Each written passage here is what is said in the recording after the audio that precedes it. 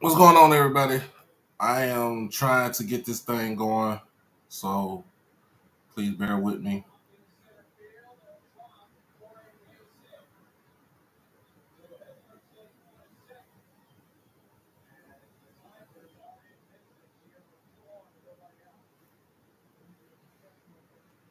All right, here we go.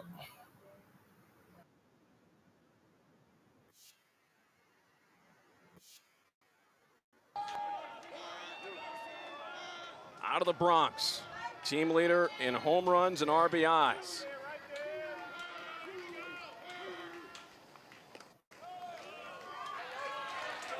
Off speed, connects, 1-1. We're seeing Peguero operating very high in the strike zone. That's a dangerous place to operate, particularly when you're coming off a short rest period. You lose a little bit of velocity, and those hitters have a really good chance at seeing the ball. What's the approach here against a power hitter when you have two on and nobody out? Well, you want to pitch him backwards because you want to give away. You don't want to give up the long ball. So a lot of off-speed stuff, some slow down stuff. Only throw a fastball if you need to or if you fall behind in the count like we're seeing Peguero do right now. Ground ball, fouled away. You get the fastball there, and I'm pretty sure next pitch coming will probably be the off-speed stuff. You got to try and get a swing and miss pitch in this situation here. The key thing, make sure you keep it down and low in the strike zone. We haven't seen him throw a good low strike yet.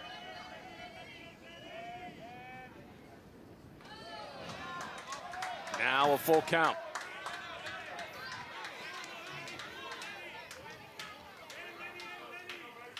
Early drama situation for Grambling State. A lot of speed on the base paths and a dangerous hitter in the box with a full count. Look for something he can drive. Got him. And a double steal was on, so the strikeout recorded against Montesano, but the runners advance.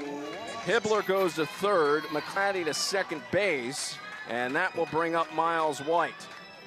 Got him with the high fastball. Montesano not able to catch up to the pitch. Give credit to Peguero, who has had a great start, but got the much-needed strikeout. That'll bring up Miles White, batting .331 on the season, puts it into left field. That'll be extra bases, and it'll score two.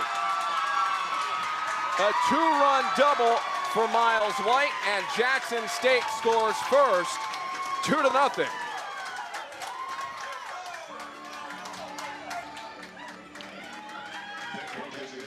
Good job here, just went with the pitch, a little breaking ball, high again in the strike zone.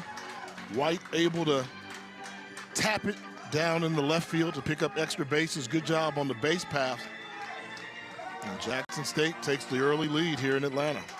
Not a lot of rest in this lineup of Jackson State. Now stepping in, Joseph Eichelberger, the team's leading hitter. He's batting .410 with runners in scoring position.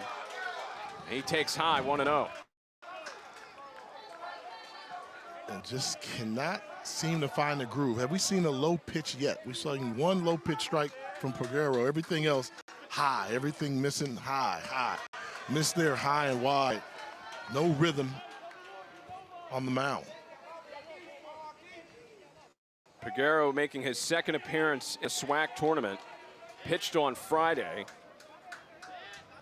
Gave up 4 hits along with 5 runs in his appearance. Fouled away.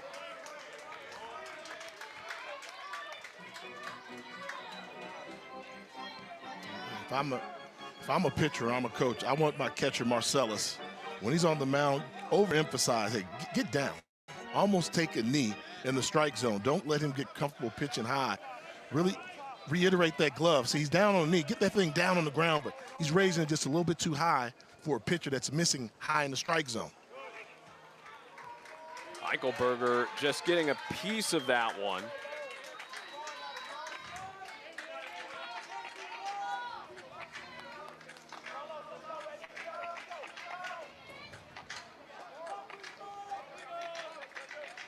Two balls and 2 strikes. Runner on second base in the form of Miles White.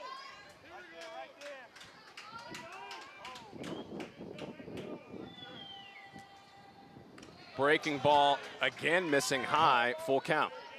Having command issues, and there should be some activity in the Grambling State bullpen.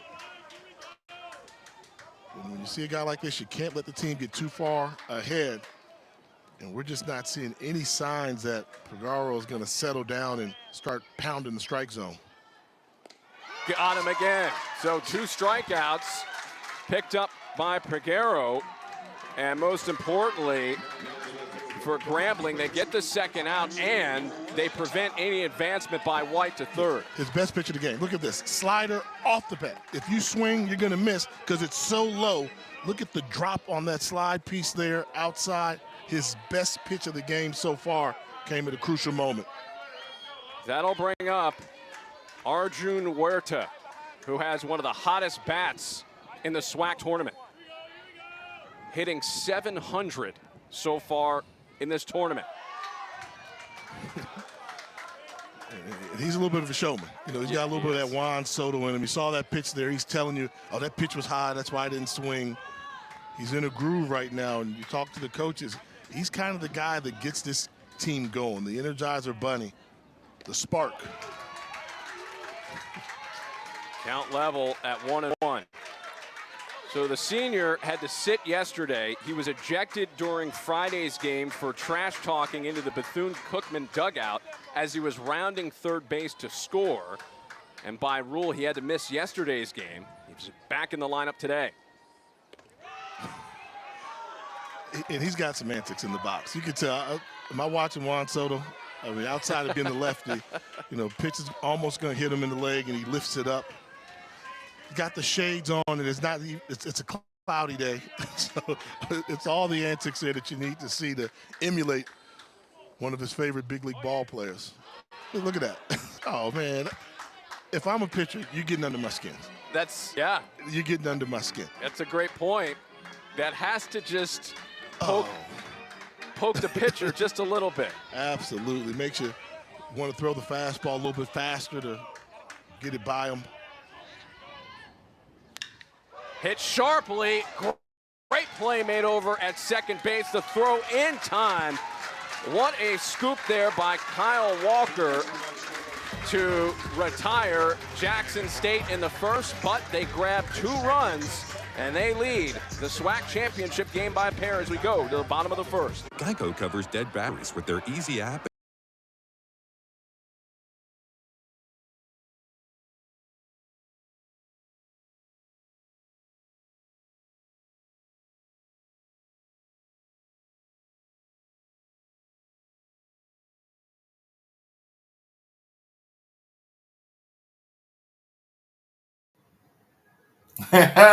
That was a good first inning. We got 2 on board right now. Like I said, today, since this is last minute, all monetary donations will be since we don't have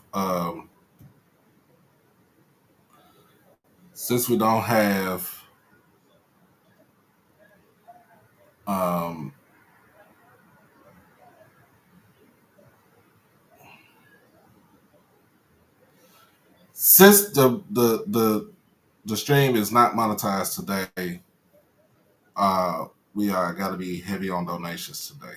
That's the true. That's what we're trying to do right now. So, so that way we can recoup all the money that was going to be lost for the game today. So,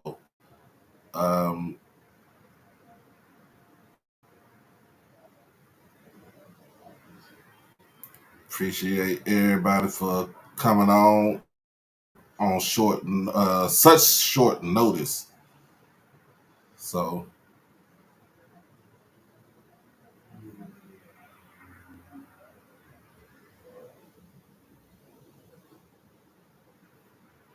and let's get back to the game.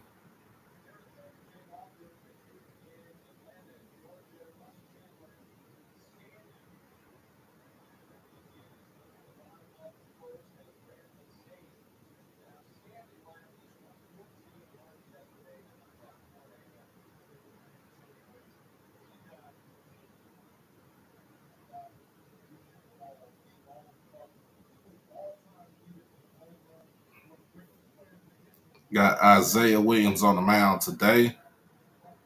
Ball that tops out at 90 miles an hour, has a slider, and also has a split finger fastball, which is you saw there on the opening pitch, which he'll use to confuse hitters, keep them off balance.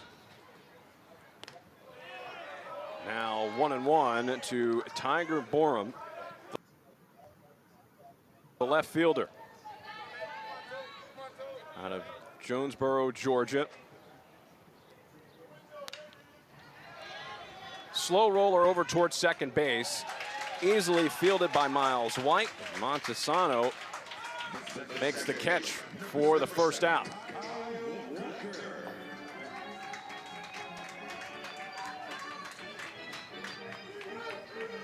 And that's one of the things here with pitching in this game when you've expended a lot of energy. Those quick outs help. Yes, it could be a big help to the staff as a whole, even the bullpen. You hope to limit that action as the game moves on. And, if you're Williams, you have the luxury of knowing, they just win a couple innings. My team has come out and given me the lead. All pitchers like pitching with the lead. And he has a little bit of an effortless motion. So if he just doesn't groove too many pitches and stays around the strike zone, the defense is playing well, that could be an added bonus for this JSU team. He's ahead of Kyle Walker here, 1-2. Fouled away sharply. Continuing to get ahead, that's a key. If you can stay ahead of the hitters, particularly aggressive swinging ball clubs like Grambling State, because that way you get ahead, then you can throw a couple junk balls like this, see if you can get them to swing and miss and chase some pitches. Got to go breaking ball here. 2-2. Skied in the air. Could be playable, and it is for Sebastian Cabeza. And Grambling's leading hitter, Kyle Walker, is retired for the second out of the inning. Man, that's a good job by Cabeza. Had to fight the sun a little bit in a ballpark he's not familiar with. And not a lot of room, not a lot of territory. Normally you start feeling that dirt, you're close to the brick wall. Tremendous concentration.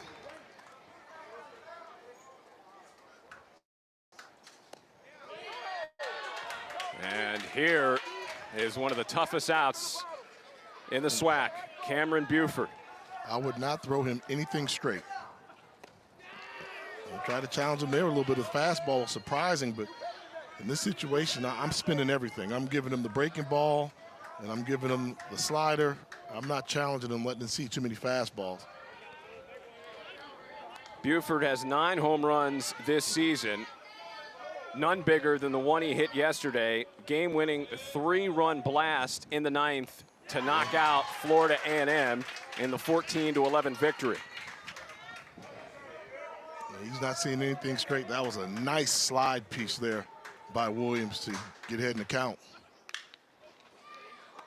Hit over towards third, fielded cleanly by Shamar Harris to throw in time to end business in the bottom of the first. The Tigers still up over Grambling, 2-0 as we go to the second. Geico covers dead batteries with their easy app and 24/7 help. You've reached the dead end, monster!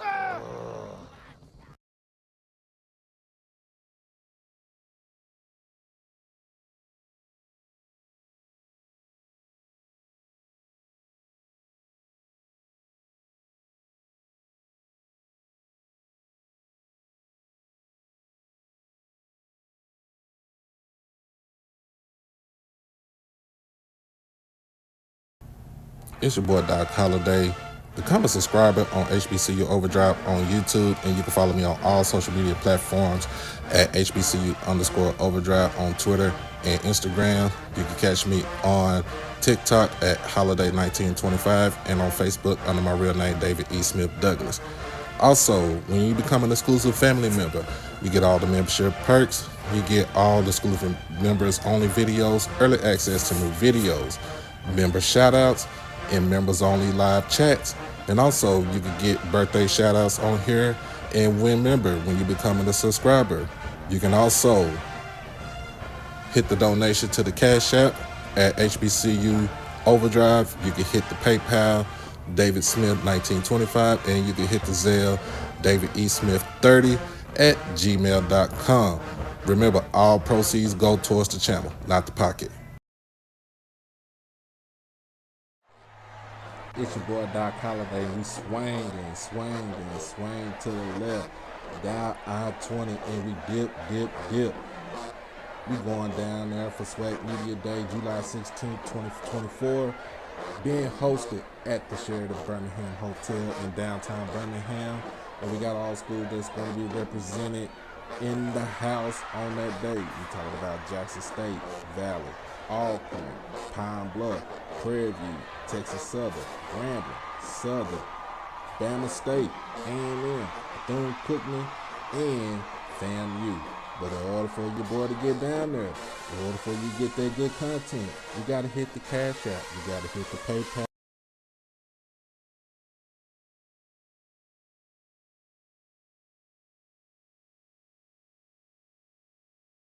First chess piece has been moved for Grambling. Mason Martinez, a senior, will come into the game, and he has been their ace this year. Yeah, best arm on the squad. We talked to him. He's got the best arm. Location is the key. Fastball, curveball, and the changeup. They expect they can only get 6 outs. That's 2 innings maximum out of them. They just want them to come in here, put a 0 on the scoreboard if possible, to allow their bats to try and catch up on the bottom half of the inning. So a short leash for Carlos Peguero. He was able to get through an inning, and that was it. But he surrendered a 2-run double. Bunt laid down by Robert Tate, and he is out over at first base. Great job of fielding the position. And the key is you come in the game, you're excited. They're trying to throw you off your rhythm. But watch how he jumps off the mound. Quick reactions, like cat-like reflexes. Makes the throw quickly with the bare hand. That's a great job of fielding your position by Martinez.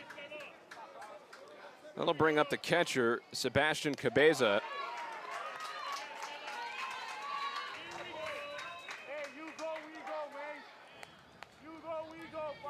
The junior out of Illinois. Behind in the count 0-1. This one dropping into the glove of Trevor Hatton out and right. 2 down. Once again, another good job of fielding position. Hatton got a quick jump on that ball, realized it wasn't that hardly hit. Able to make the catch look easy instead of having to cover a lot of ground. Good job with his eyes, recognizing the trajectory of the ball. Shamar Harris takes a called strike on the first pitch, 0-1. Harris, another Illinois product, as time is called. And I really think it's been the emergence of Harris, the freshman, along with Robert Tate Jr., another freshman, bottom half of that lineup, that have really been that spark plug. You know, when you look at hitters 7 through 9, you really just want them to extend the inning so you can get to the top half of your lineup. Well, no, not for Harris. I mean, Harris, the freshman, is hitting over 400 on the season. He's more than made an impact from that 9-hole. This is the guy that's got star written all over him for head coach Omar Johnson in the future. Harris has played 20 games this season, including today. And that's a great point. Stabilizing that bottom of the order is so important, especially when you get into the postseason play. I mean, look at that. A 9-hole here batting 400. I mean, you know, not complaining about it, realizing the importance of that to extend the inning. And that's the type of bonus productivity you might not have expected to start the season. Called strike, and you can see the difference here with Martinez. He's getting ahead early in counts. Hit over towards short. Fielded by Jose Vargas. The throw is there. And down go the Tigers in order in the top of the second inning. 6 pitches thrown by Mason Martinez to retire Jackson State.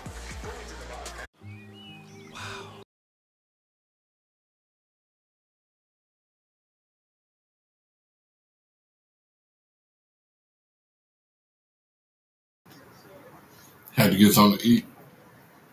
Got me up out my slumber. I don't know what.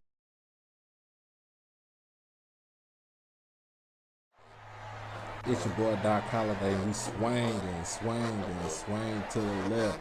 Down I-20 and we dip.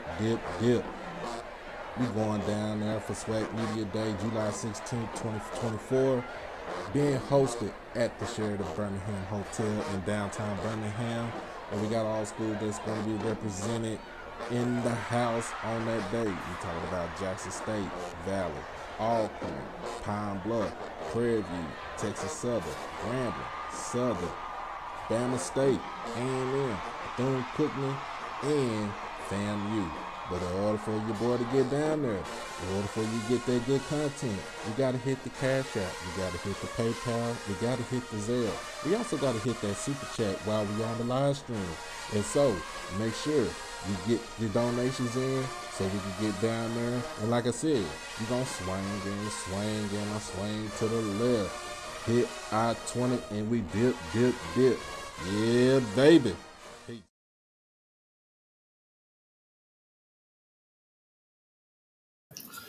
And we back.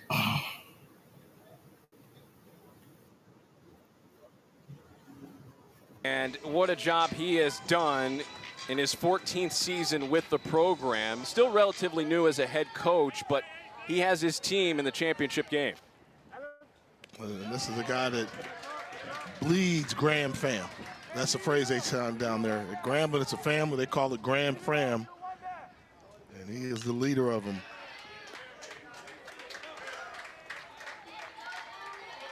Julian Murphy in the hole here, 0-2.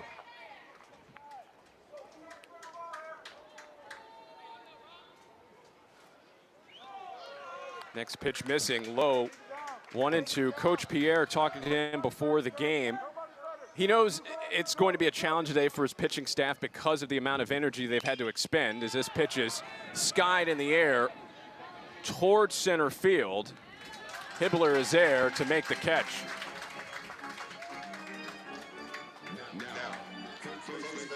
He knows there's going to be some energy expended for his pitching staff, but he has a lot of confidence in his offense to be able to deal with whatever challenges come up during the game.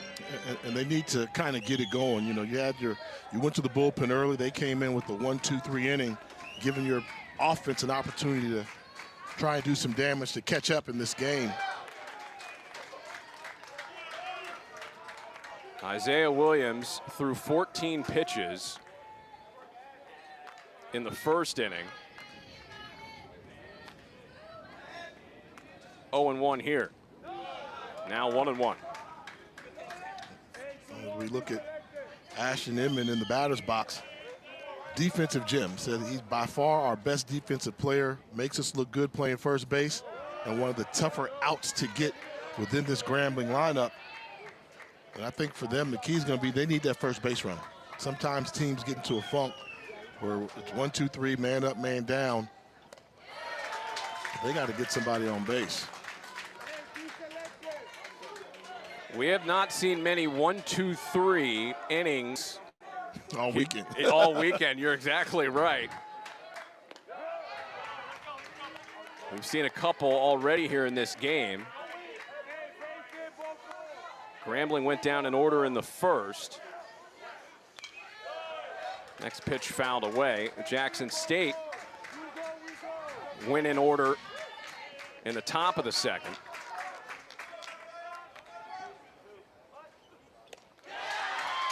And a strikeout recorded by Williams, 2 down. And that's what you like to see from Williams. Win the lefty on lefty matchup. You see that little shoulder turn, hides that ball for a split second longer, and that was enough to get it by Inman for his first strikeout of the game. Another first pitch strike picked up by Williams, and that's the difference. He's been able to get ahead of hitters. Absolutely, with the off-speed stuff. When you've got a team that's pretty free swinging like Grambling, well, we like to say we pitch them backwards, meaning we're not starting with fastball first. We're going to start with something off-speed, either a breaking ball or a changeup, and we've seen him get first pitch strikes on that one, and that set him up. You know, the previous pitch was a fastball just to look at off the plate, come back with off speed, make him overswing, and now you've got the hitters on their heels.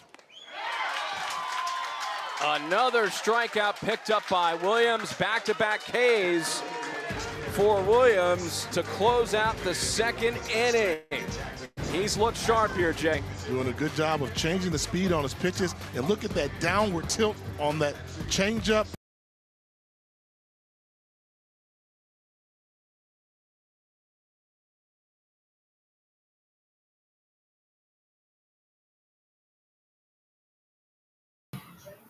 Woo. Isaiah Williams is going out there getting ahead of the count. That's what you want, especially like I said, when you play in a tournament, playing 5 games in 5 days. Cause literally that's what we did.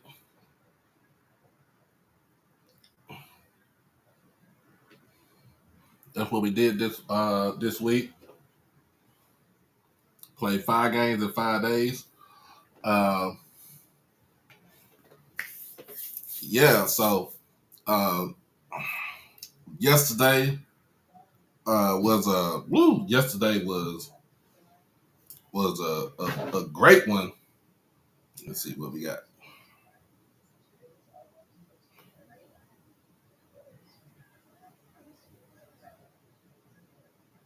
Appreciate you, Miss Quay. Appreciate you. So it's good that he getting ahead of the count. Throwing fastball, off-speed pitches, and him being elected, that sliders just going away from the plate is a good thing. So about to get right back to it. Is right back on.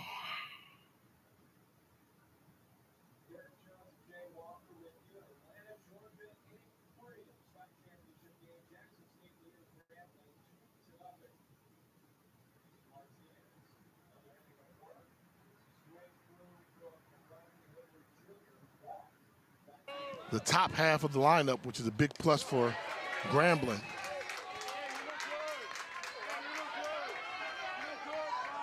Third appearance in the SWAC tournament for Martinez.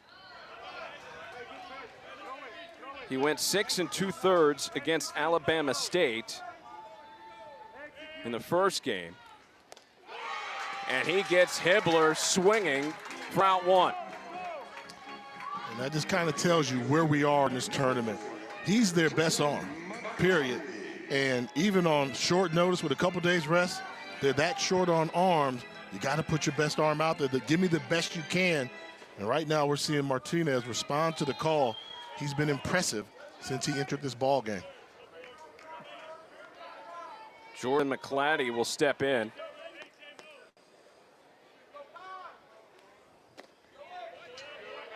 Two and 0.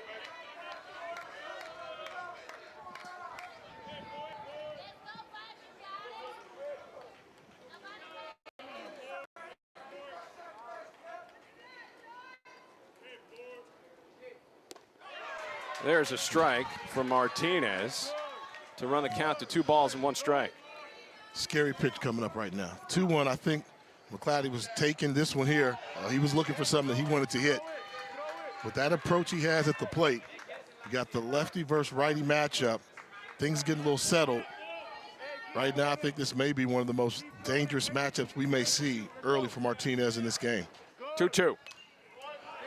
And the breaking ball is fouled away.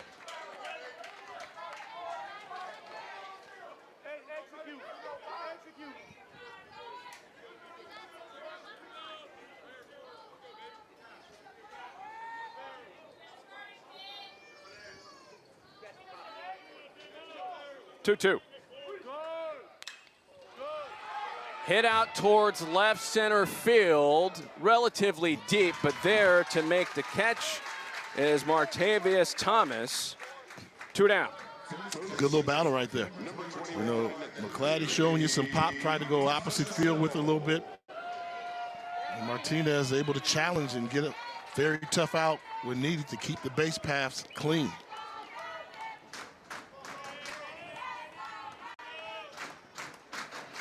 Lenny Montesano, who had a big day in the 4-2 win for Jackson State against Bethune-Cookman on Saturday. That pitch just off the plate, 1-0.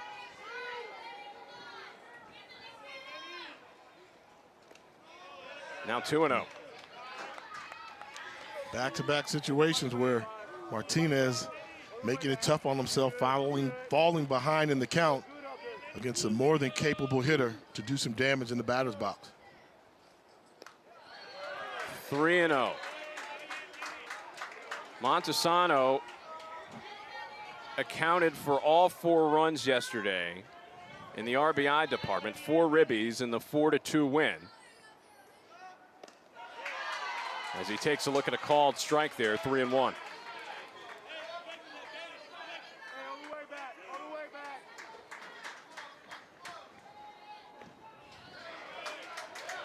And Montesano is a 2-out base runner here for Miles White, who has the defining hit of this game so far, the 2-run double back in the first. Couple things in play right now. The first base runner forces Martinez to go to the stretch. The righty versus lefty, and White, who's got some confidence, as you mentioned, after hitting that 2-run double in the first inning. Hey, good spot.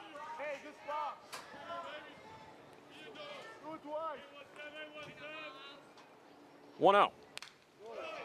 Fouled away, 1-1. So Martinez, last pitched on Friday, went 6 innings. And it's interesting when you get to these points just to see how long coaches will go. They have a game plan, but sometimes they deviate from the plan depending on how things go.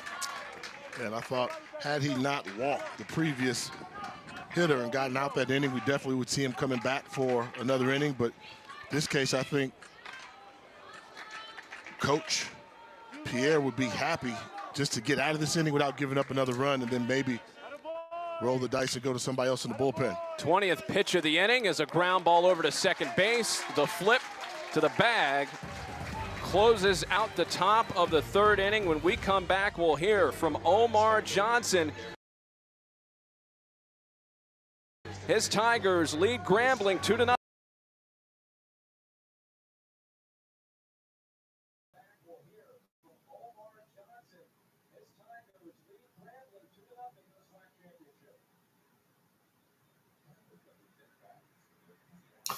Whew. This game going by pretty fast, y'all. Shout out to Miak Mike, my boy, for the $10 donation. Also, shout out to Miss Tara for the $5 donation on PayPal. I appreciate everybody. Miss Quay, like I said, I appreciate you. Jay, appreciate you for the donation. So, like I said, we got to make sure we recoup this money because it's not going to be, this is not going to be monetized.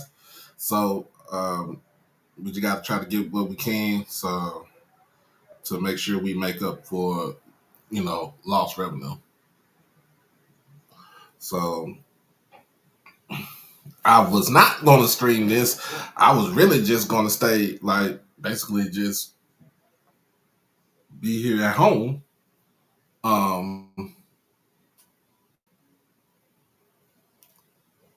And we back. WAC championship game. Winner goes to the NCAA tournament with regionals starting later on in the week. As Jose Vargas, the shortstop, will step in to start things up for Grambling. What's going on, Antonio? Isaiah Williams still on the mound. Vargas, one of those guys, they need a base runner. So good job by Williams so far. Been going after the Grambling hitters, this aggressive, free-swinging, Grambling lineup. I see that's coming from the main I think the moderator. key for Williams has been his ability to throw all the breaking balls, all the sliders, all the off-speed pitches, and then picking his spots with the fastball. You see right there again, another first pitch slider. If he can keep command of the off-speed stuff, may continue to have success. Ground ball from Vargas, but foul. By the way, no action in the Grambling bullpen. Appreciate you, A Paris. little surprising because we saw Martinez struggle a little bit at the end of the last inning, but he's giving him some plus stuff. No matter, even if he struggled, still get to give up a run in this game. So I think Coach Pierre will live with that.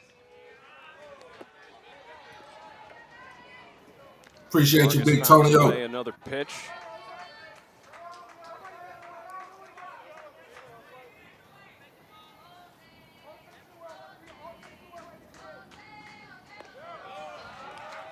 Missing low. Count full of 3 balls and 2 strikes. A matchup between the top 2 offenses in the SWAC. Ground ball over to short.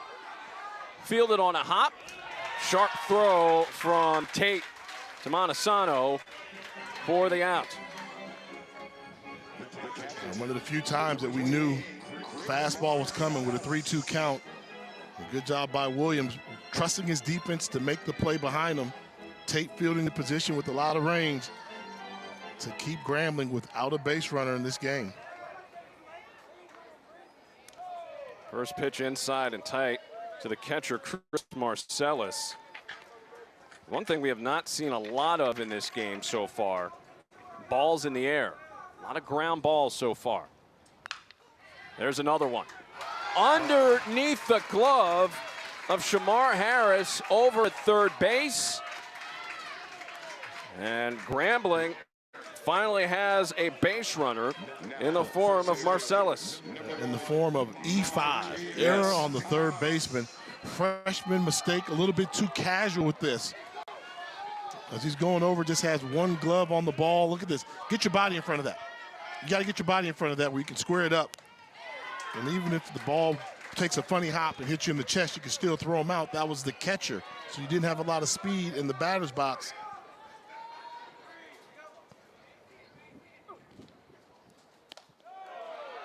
One and one to Martavius Thomas, a center fielder.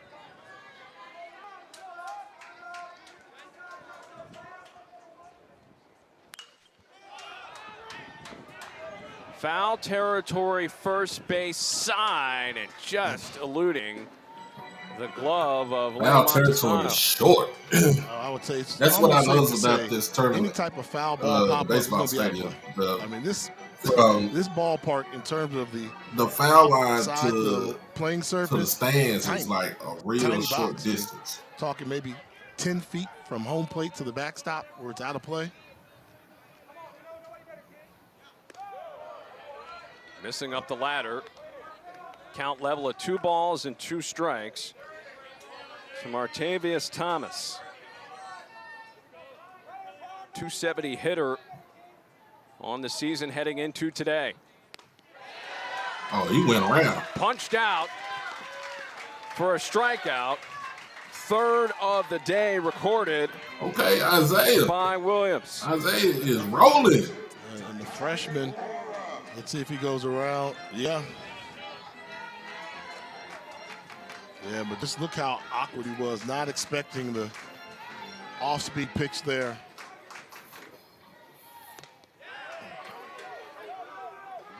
He is throwing off-speed everything to everybody. Yes. Hitters 1 through 9.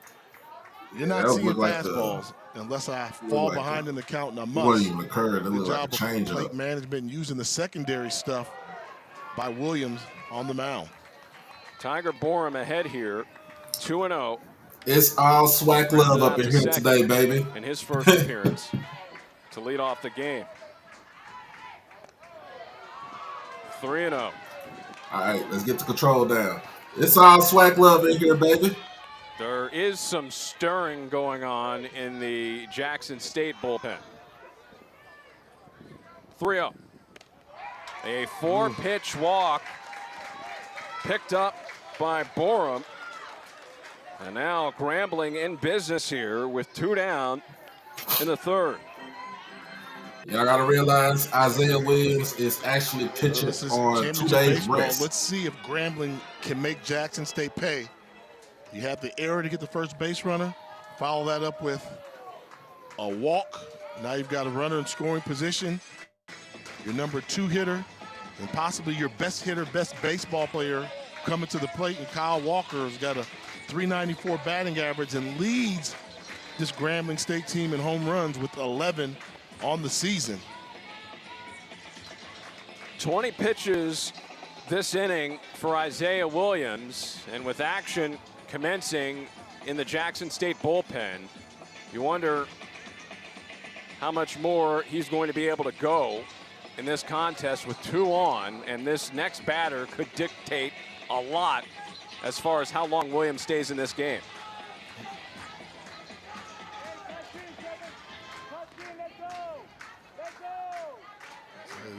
This is one right here. This matchup here. This is what you want if you're Grambling.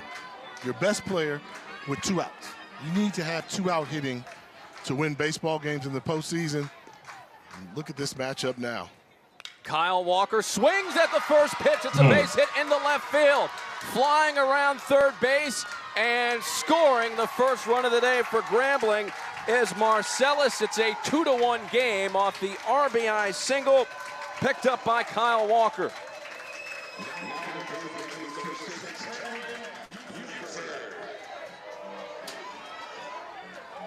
We talked about a good team's going to make you pay in the postseason when you give up a base on balls or an error. And just if you thought Walker was a tough out, look who's coming to the plate now, Derek. It's Cameron Buford, who takes a breaking ball for a called strike 0-1. He's got to be thinking now. You got to watch this kid right here. He was hot at the plate, y'all. Coach Pierre wants to talk to him and know the approach. They're not going to pitch you fastball. I mean, he told us that pregame. So when you see first pitch breaking ball, see if you can get one that you can ride. And I think right now this is a good use of a little pause in the action by Coach Pierre to calm him down a little bit. Say, find something you can drive. But Buford has been swinging the best bat here in Atlanta. School's all-time leader in home runs. This is what you want if you're Grambling, right? This is Grambling baseball. Runners in scoring position. The old Earl Weaver, Sparky Anderson notion of the 3-run home run is one of the best plays in baseball. Let's see if Grambling can take advantage of it. 0-1. Both runners on the move. And that ball was fouled away. So both runners will have to go back. Got Grambling in the tiger blood red, white with the black pinstripe because pants. of the error. And Marcellus eventually scoring that run, scored by Grambling State, unearned. You got to sit on breaking ball right now. Sit on it. And Williams will take a toss over to second base. You're down 0-2 in the count. So I say sit on breaking ball, like find one that's in the strike zone. You know he's going to try and make you chase something out of the strike zone, but if you do get one, maybe gets away from him, you can look do for the some slider. 0-2. Stays away from that one. 1 ball and 2 strikes to Cameron Buford. I wouldn't be surprised if they tried to send the runners again. Save that at bat for Buford for the next inning.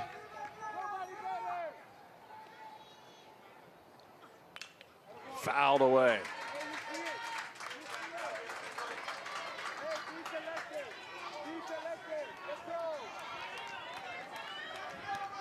A lot of people want to know why would you try the double steal now? Well, when your hitter falls behind in the count 1-2, well, if you get caught stealing at third base, he gets to get a fresh set of balls to start off the next inning. There you go. That's not going to be the case. Big strikeout for Jackson State. Buford goes down to end the third, but Grambling gets a run in to cut the lead in half in the SWAC championship game.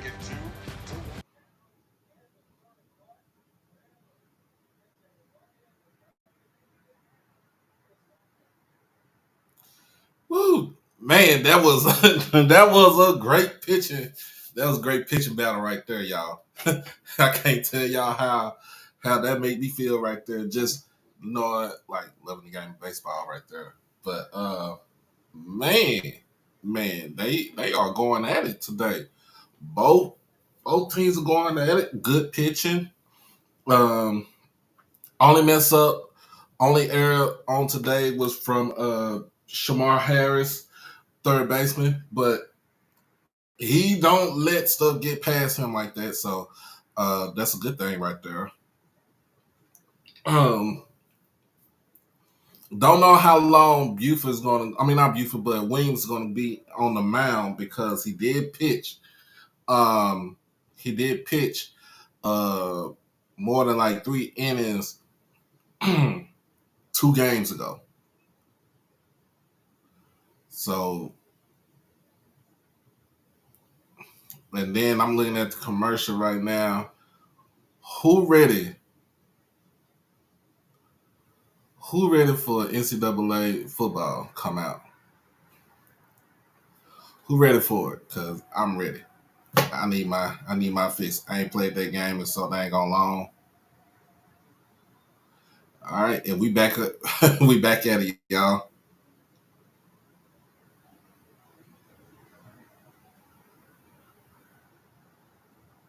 By Jackson State head coach Omar Johnson. Coach, take us through the start of the game. How important was it to get a 2-0 lead? Yeah. Well, those two guys at the top of our lineup, they always make things happen for us. So, we kind of go with how they go. That double steal right there was big to put them in scoring position and allow Miles to get a pitch on the outside to drive the other way. And Coach, talk about your pitcher, Williams, on the mound. One thing I'm noticing, he's not throwing a lot of straight balls. Is that because of the aggressive nature of Grambling State? I'm seeing breaking balls, off speed, everything. Is that the game plan, pitching backwards? Well, some of those guys, and then some of them, it's what we can get over for a strike, to be honest with you. As that ground ball is hit sharply into left field for a base hit. Bunt him over. Whoa, we got a little inside scoop there, so got somebody in the bat. And give me your mindset right now. Let's take advantage of this one. You got the base hit. What makes you decide right away, hey, let's move the runner, let's advance him with the bunt? Well, we're always trying to control the momentum. I got to go. All right. You got it, Coach. Thanks for your time. We won't tell anybody, Coach. All right, thanks. Bunt. Huerta puts it down. The throw is in time, but they're able to get the advancement to second base as Eichelberger ends up over on second. Wow. That was kind of sweet, huh? I caught that. He said it real quick. But I'm like, wait a minute. So thank goodness it was that type of deal. We weren't talking strategy, but that lets you know, hey, take advantage of the situation that's there. This is the team that does everything well. So if it's called upon, bottom half of the lineup need you to move the guy over to second base. So all we are is a base hit away from extending our lead. That's what Jackson State does. That's a good, sound, fundamental baseball team. Robert Tate Jr. with a runner in scoring position, stepping in.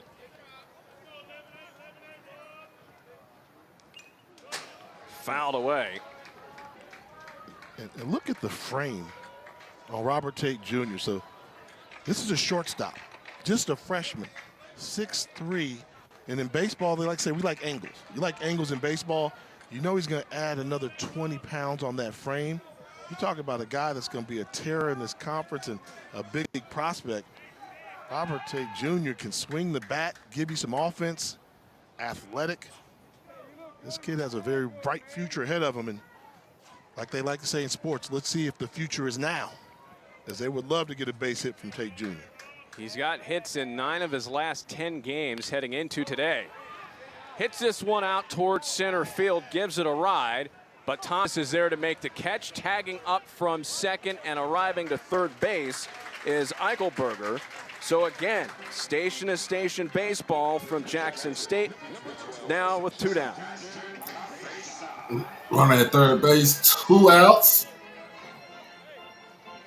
That'll leave it up to Sebastian Cabeza to try to get this game back to a 2-run lead.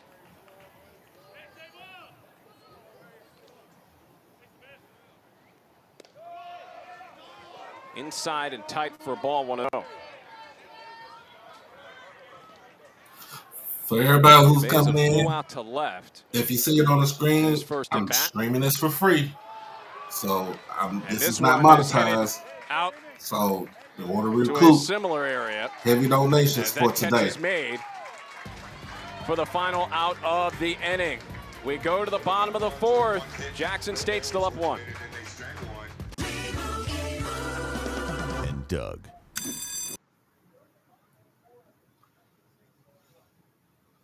Whew. This is what I need. All right, everybody, hold up. Wait a minute. Let's play this commercial. Be back in it. It's your boy Doc Holliday. We swing to the left, down I-20, and we dip. We going down there for SWAC Media Day, July 16, 2024, being hosted at the Sheraton Birmingham Hotel in downtown Birmingham. And we got all schools that's going to be represented in the house on that day. We talking about Jackson State, Valley, Alcorn, Pine Bluff, Prairie View, Texas Southern, Grambling, Southern, Bama State, A&M, Bethune-Cookman, and FAMU. But in order for your boy to get down there, in order for you to get that good content, you got to hit the Cash App, you got to hit the PayPal, you got to hit the Zelle. We also got to hit that Super Chat while we on the live stream. And so, make sure you get your donations in so we can get down there. And like I said, you're going to swing to the left. Hit I-20 and we dip. Yeah, baby.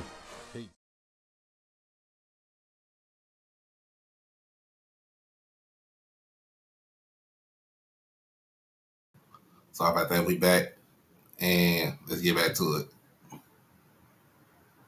Right here in Atlanta, Florida A&M against Bethune-Cookman. The big bats of Florida A&M help push the Rattlers into the NCAA tournament as they won the SWAC championship a season ago to advance to the NCAA tournament. And now it will be either Grambling State or Jackson State. Got Miss Mary in the house. Miss Florida Mary. A&M coming up empty yesterday, getting eliminated by Grambling in a tremendous game, 14-11. A lot of those names and faces you saw on the highlight package from last year playing a factor in yesterday's game, but it was not enough for Florida A&M. And let me say this, since we had that graphic up, what a job it is for the SWAC Blue Bloods. You know, to have FAMU Bethune-Cookman play for the championship a season ago, then this year they could have thought they were going to do the same thing. But no, this is a conference that's deep in tradition and history. And they told the newcomers, Bethune-Cookman and Florida A&M, they're the newest schools in the conference. Not so fast. It's not going to be a cakewalk for y'all every year. And surprisingly sent both teams from Florida home. These two programs have combined to win 25 SWAC titles. Grambling, in fact, had a huge run back in the 60s at one point. They won 4 straight. As this is hit into center field for a base hit off the bat of Julian Murphy. He is a leadoff base runner. For those who are coming in late, Spurgeon, this is not being monetized, so I'm doing this for free. So greeted all rudely by the donations bats of Grambling are State. increasingly welcome You see right the now. numbers on Spurgeon there. Got to be a little nervous about that strikeout to walk ratio. Just 26 innings, 17 base on balls. That's pretty much you're going to get a walk every half inning. So you play the numbers out to your favor, and comes in this game and gives up a leadoff base hit. Maybe Grambling offense starting to wake up. Look. Hit well out towards right field. It'll get down for a base hit. It'll be extra bases for Ashton Inman. And it'll be an automatic double. So no further advancement. And 2 runners in scoring position for Grambling State here in the bottom of the 4th. And fortunately for Jackson State, that ball took a hop over the fence because they're thinking this may be a 3-bagger. And I'm definitely thinking the runner from first is going to score. This ball softly hit, and you see it bounces over the fence on the right to go into the bullpen. Otherwise, I'm pretty certain Julian Murphy would have scored from first base. Trevor Hatton takes the first pitch. 1-0. Still tumbleweed blowing around in that Grambling bullpen. No action there.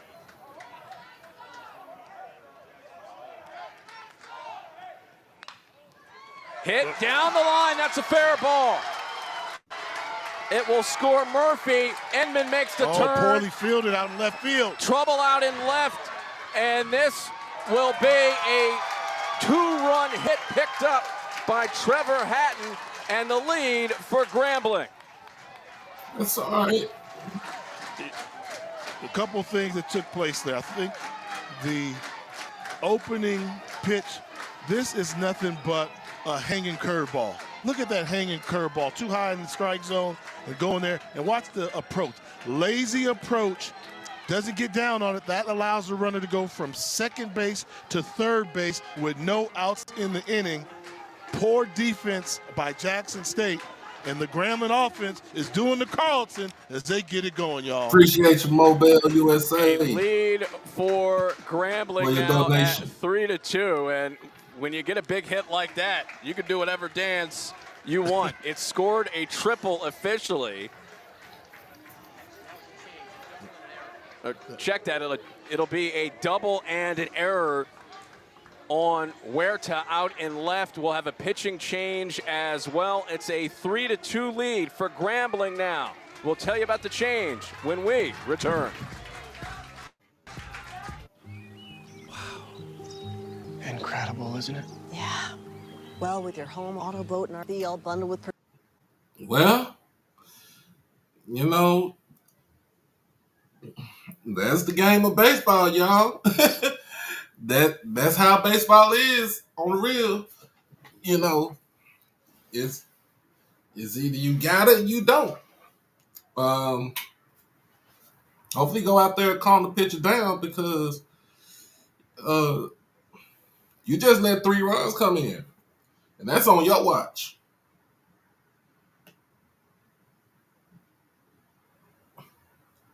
That's on your watch. You know, another error on Huerta,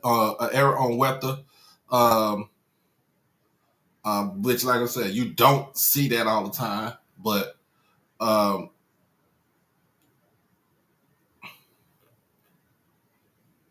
let's get back to it, y'all.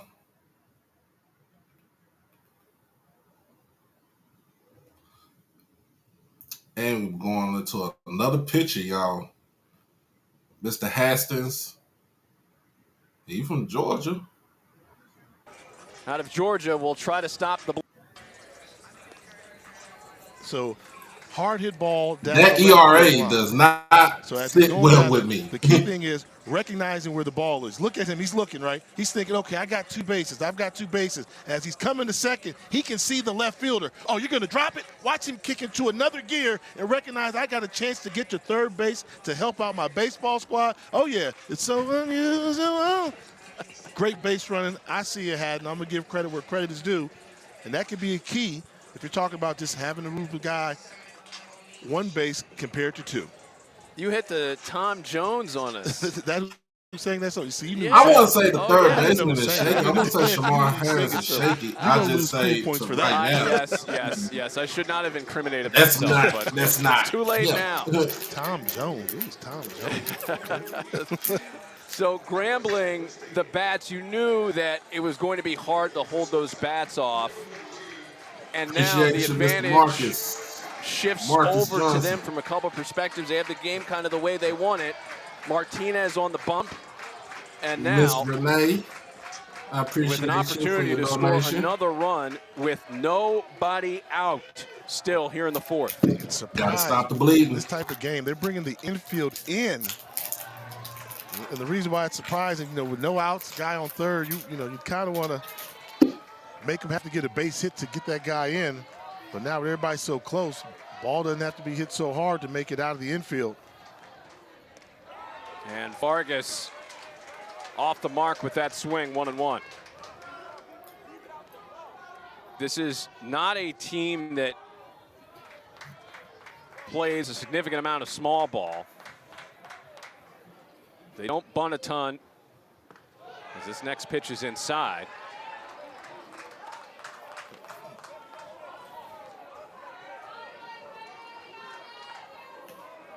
So we'll see if Vargas can shoot one through the infield to extend the Grambling lead. Y'all chill out. Y'all chill out. At least he ain't talking about Howard right now. Vargas grounded out over to short.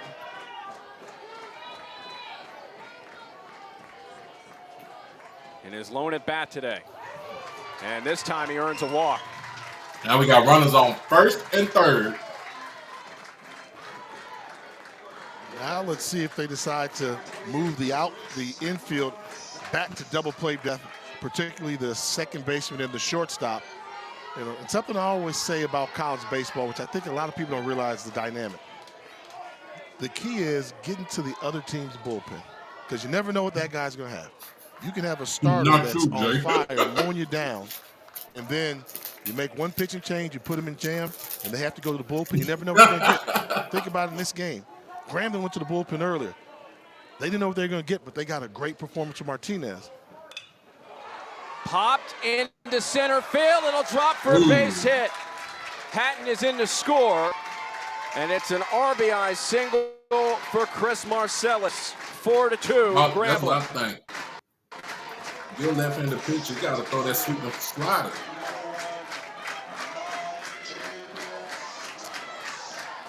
And the bats are waking up, just making it tough, putting the ball in play. And Jackson State yet to record an out this inning on their second pitcher of the inning. And with a guy at the plate who I think is due, and Martavius Thomas, the highest recruit in Grambling State baseball history, was an SEC recruit by a number of schools, decommitted from Arkansas in order to become part of the Graham fam. Just a freshman with a bright future, with an opportunity to try and extend the lead. I'm going to talk about Grambling. Showed bunt there, shows it again. Pops this one up, and it's now 0-2. And what do you think the approach is here now with 2 strikes? Let him swing. You know, obviously that pitch there was a pretty decent pitch to bunt. He handles the bat well, but in this situation as a freshman, I'd like to see what he can do, and if he can maybe just put the ball in play and advance the runners. Fouled away. Jackson State still looking for an out in this inning. Take a look at, I'm watching Thomas. He really does crowd that plate. He's right over it. His hands are over home plate. You see why pitchers try to go inside on him. Now they're going to try and go outside. Popped up, could be playable, but running out of real estate. Cabeza. Not in this ballpark. I was surprised the one we saw, it seemed like it was going to be easy catch up. It ended up going to the dirt. Balls just, when they're out of play, very favorable to the hitter. What a game this has been so far. 2-0 lead, grabbed in the first by Jackson State. Grambling has answered big time with 3 in the bottom of the 4th and still trying to add. 0-2. Called third strike on Thomas, and he can't believe it. Right. The call. With the way he sets up in the batter's box, crowded the plate like that, if you can get him just to flinch a little bit, the umpire's going to realize, oh, this is a strike. So he's right on the plate. Oh, that's right down the middle. So he really limits himself and becomes a target to going hard inside. Good pitch. That flips it to the top of the lineup. Tiger Borum. Haston still not out of danger. Missing 1-0. Borum 0 for 1 on the day with a walk.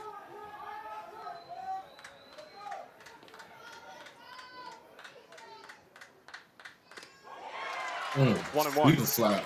That's what we was talking about, Mr. Emmett. Got to have a sweep and slider. This is the challenge you like to see in college baseball. You got a guy like Tiger in the plate who likes to get things going. Call him a little bit of a troublemaker as the steal is on. But fouled away by Borum. We're ahead of the count. So the runners will have to return. Yeah, that's twice they've tried that double steal and had the foul tip. And just imagine, I mean, third base was gone. That was going to be an easy stolen base. They got such a good jump. If he was able just to hold off on that pitch, he'd have runners on second and third right now.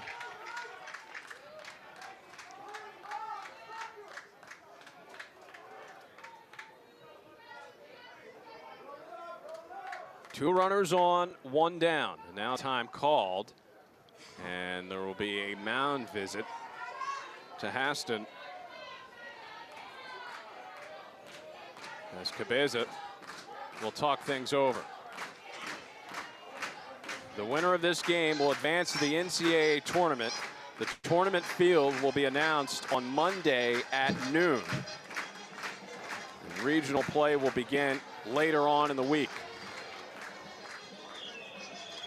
I just think about these programs and the fan bases.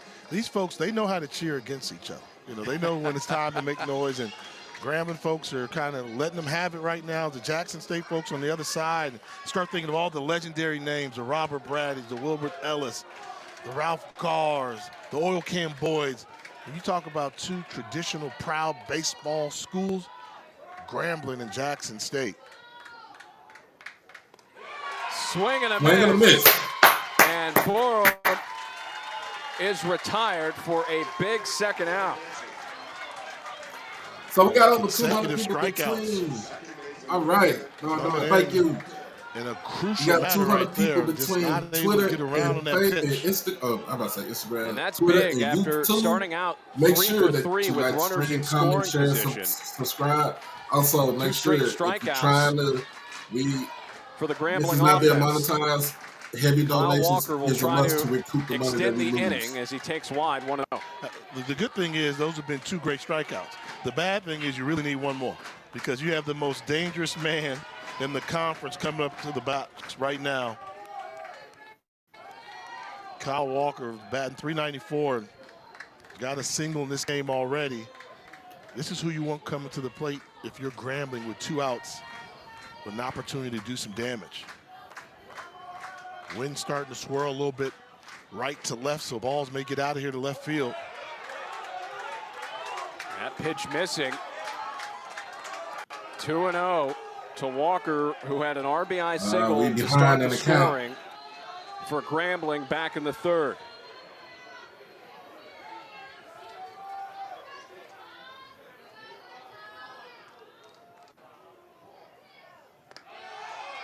(3-0). And you can tell he was looking for something he could drive. If that pitch wasn't inside, he was going to turn on it. He had a beat on that. 3-0 count. I trust him to give him the same thing. If you get something you absolutely like, go for it. Otherwise, take it. And they call it the take. 3-1. Lurking in the on-deck circle, Cameron Buford. He could step up to the plate with the bases loaded. Haston's 3-1. Hit sharply, but right over to second base, and the flip, the step on the bag. I ain't know why he didn't want to take the bag Grambling on. here in the bottom of the 4th inning, but the Tigers. Woo.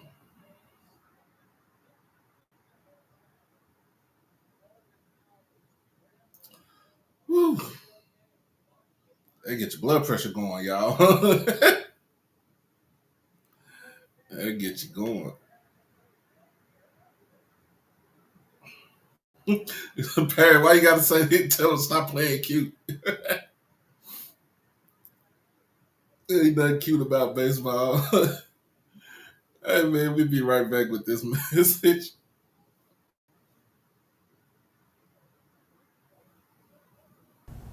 It's your boy Doc Holliday. Become a subscriber on HBCU Overdrive on YouTube, and you can follow me on all social media platforms at HBCU_Overdrive on Twitter and Instagram. You can catch me on TikTok at Holiday1925 and on Facebook under my real name, David E. Smith Douglas. Also, when you become an exclusive family member, you get all the membership perks. You get all the exclusive members only videos, early access to new videos, member shoutouts, and members only live chats. And also, you can get birthday shoutouts on here and win member when you become a subscriber. You can also hit the donation to the Cash App at HBCU Overdrive. You can hit the PayPal, David Smith 1925, and you can hit the Zelle, David E. Smith 30 at gmail.com. Remember, all proceeds go towards the channel, not the pocket.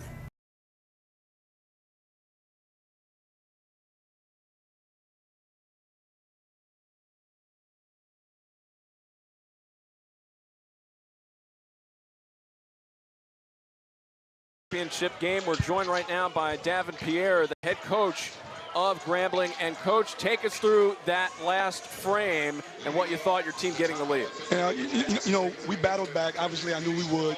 You know, I knew we would have a big inning in us, but you know, I think we should have got more runs, especially not being able to execute getting the bunt down. Foul ball, good. Especially not being able to execute getting the bunt down. I thought that you know, if we do that, you know, maybe we would have had a better inning. But you know, that's a good answer. 3-run inning is a good answer. Hey, well, you know, you said foul ball good right there. Leads me to the next question. With Martinez, we see the type of, what a play here. Is he going to get it? Woo, Yes, what a play there, Coach. Yes, sir. Talk about Martinez coming in. I know you said if you could have got a couple outs from him, an inning or two, you're riding him out a little bit. What are you seeing in him, and how short is that leash? I couldn't wait. You know, the first inning to me, you know, I thought Carlos was, you know, he looked good in the bullpen, but he just didn't have a feel for the breaking ball, just too erratic for me early. And, you know, I wanted to give Mason an opportunity to kind of shorten the game for him, but no, man, we don't have time to wait for that. Coach, how long of a leash do you think Martinez has here? I don't know. He's an alien. So I don't know. If, you know, we'll kind of see inning by inning. But, man, what he's doing right now is very, very impressive. Coach, thank you for your time. We'll let you get back to it. Absolutely, man. Appreciate it. What a play there from Cameron Buford. I mean, good job fielding the position, and we know what he can do in the batter's box, but helping out on defense as well, which is what makes him a major league prospect. The ability to hurt you from the batter's box, play good D, and athletic enough to move into the outfield if called upon. There's mild movement out in the Grambling bullpen, by the way, but as Coach Pierre talked about, Mason Martinez, he's an alien. We'll see where it goes. That arm's made of rubber. He said he went 6 1/3 on Friday, then comes back 2 days later and gives you some quality pitches as well. Over to Walker, to Enman. 2 down.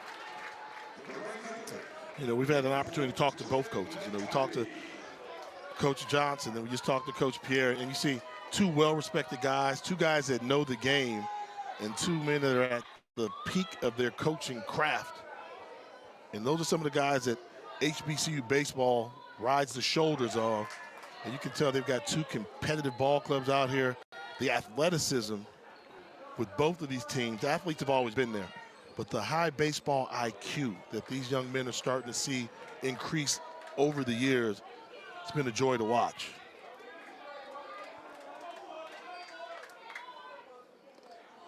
A 2-0 missing, now 3-0 to Jordan McClatty. And that's that approach we talked about with McClatty. Not going to beat himself. I mean, he's not going to swing at pitches that are outside of the strike zone. There's a strike from Martinez.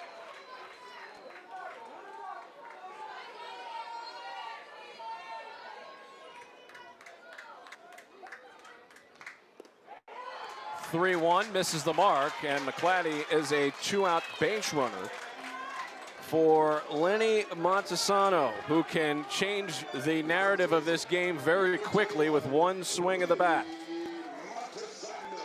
And I have to say, the conditions in this ballpark have changed. If you get a ball airborne, it can leave the stadium. I mean, 2-run home run is not out of the question with the way this park is swirling. And there will be a meeting at the mound with Mason Martinez, and we'll see as we start to see some movement in that bullpen for Grambling. Philip Bryant getting loose. And they mentioned that Bryant was going to see this game. They wanted him to see the game. Martinez is going to see it. Bryant would be one. But this is what I'm talking about. This is going from home plate to center field. That flag is going straight away. Straight away. So if you get a ball airborne, you see the trees are going. If you get a ball up in the air, it can leave this yard in a hurry, and you don't have to catch all of it. And I think if it continues like that, we're going to see a lot of crooked numbers on the scoreboard if a pitcher makes a bad pitch. Throughout the SWAC tournament, the weather has been pretty good, except for yesterday. Yesterday, there was rain early Saturday morning for about an hour or so that backed up the games a bit. Otherwise, it's been warm, but relatively good. But you're right, that wind starting to swirl around a little bit, and we'll see. The balls have been flying out of this park anyhow. Yes. You throw that into the equation, we could have some fireworks here soon. And what a great visit to the mound by Coach Pierre. And I don't think he was going to make a change. It was to calm him down and really say, you just need one more out. I just think you need one more out. Don't let them score this inning. Settle him down, get his mind off something. Say, hey, I need 4 quality pitches right now.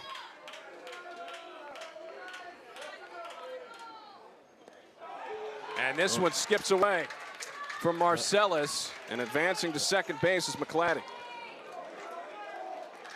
Don't know if he's responded to it. You know, I call that visit to the mound right there. That was more like a timeout in basketball. Slow it down a little bit, see what you can come up with. And you can tell right now we're starting to see a little bit of signs of Martinez stressing a little bit after giving up the walk to McClatty. Starts off with another first pitch ball.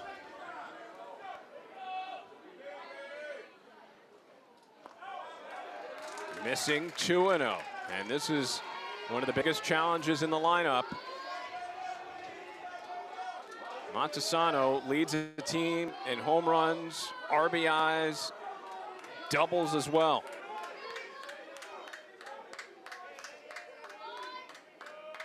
Two-0, fouled away.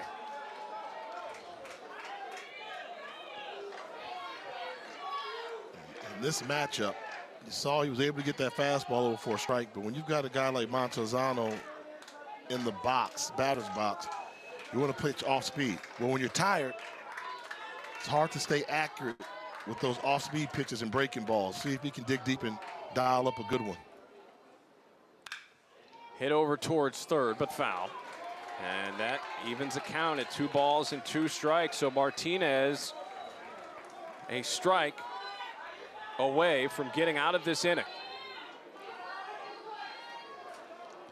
I think if you go fastball high, he'll chase it.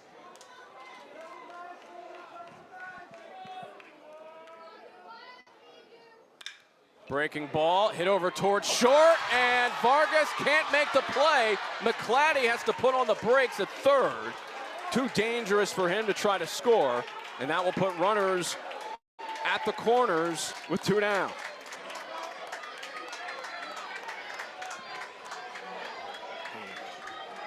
It's a really good job by the third base coach, because as he's going, the youngster sees, oh, the ball's in the outfield. No, stop. Good job by getting McClatty to hold the brakes there, because I really think Vargas would have recovered and would have thrown him out at home plate. Good job of assertive base coaching down the third base line. So the error puts runners at the corners for Miles White.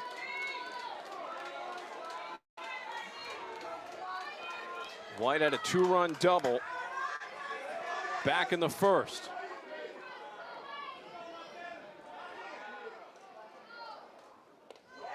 Two 2-0. And we're seeing this is the second time that Martinez is seeing the lineup. And if you're Jackson State, this is the second time the top of your lineup is seeing Martinez, and they're trying to take advantage of it. Low, 3-0.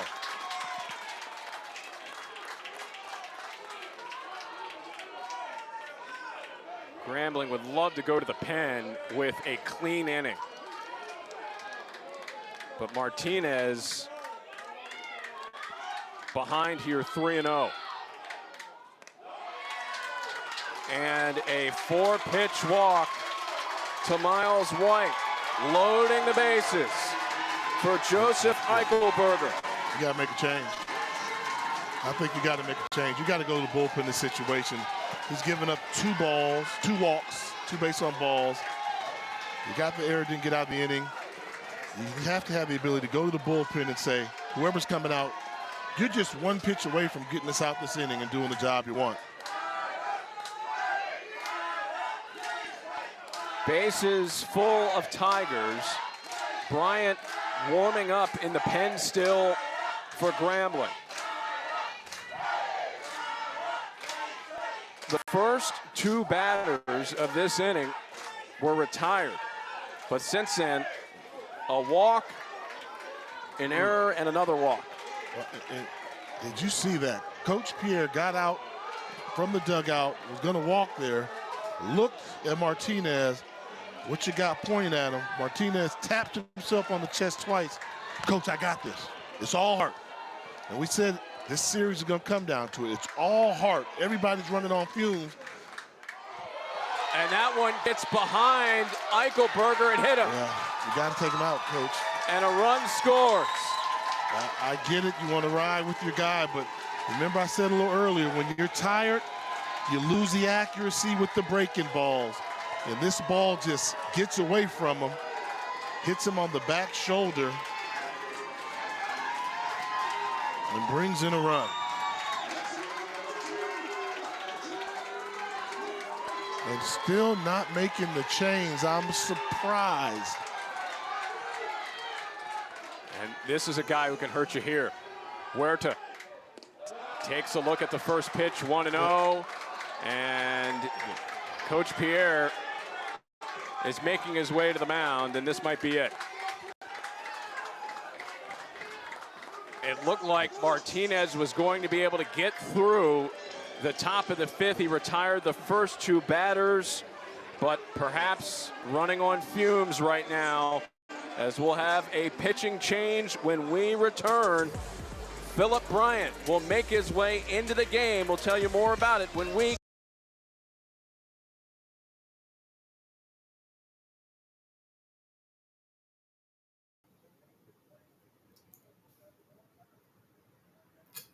So, it's a good game. Martinez gave us a scare, y'all. Gave us a scare. Hit by pitch. Joseph Eichelberger brings a run in because the bases are loaded. Makes it 4-3. Grambling is going with the pitching change right now. And y'all keep it coming, y'all. Keep these donations coming in.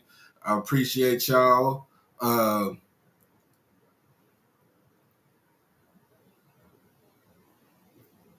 Appreciate you. Westfield legend. Appreciate you for the donation today. Appreciate you. We appreciate you. And for those that's on Twitter right now, you can also put in for your donations also on Twitter. We got 192 on YouTube and 63 on Twitter. Man, it is SWAC Championship baseball today. We about to come right back at it, y'all. We're back on.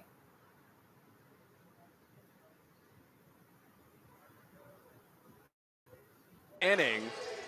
And what an opportunity he has here to try to get Grambling out of a big jam. Yeah, you see Bryant got some experience, but you see the ERA not where you like it. But the fact that he's got the 43 strikeouts with the 56 innings, so he's a live arm. If he can come in here and just make one pitch right now to get out of this inning, I don't and like allow that Grambling to strikeout to preserve the walk lead. ratio. The That'll be a 43 big win strikeouts to 48 for walks. Coach Pierre Baseball balls, and the Tigers of that Grambling. means you ain't got no control, son. And this has been reflective of the SWAC tournament. Just when you think a team has some momentum, yes. No, you don't. A good team will make you pay. I mean, let's just go back to it. I mean, Martinez had 2 outs in the 5th inning, the walk. And what do I tell you? This part of the season, if you walk somebody, give them a free pass, a team is supposed to make you pay. And that's exactly what Jackson State did. Arjun Huerta will step in. Jackson State 1 for 7 with runners in scoring position today. Huerta will try to turn that trend around. It's 2-0. Look at the antics again. Ball's away outside. He points to let him know it's outside. Today's baseball player, the flash and dash. Next pitch. You went around on that one. He stayed off. Whoa! I'm surprised about that. 3-0. I thought he went around.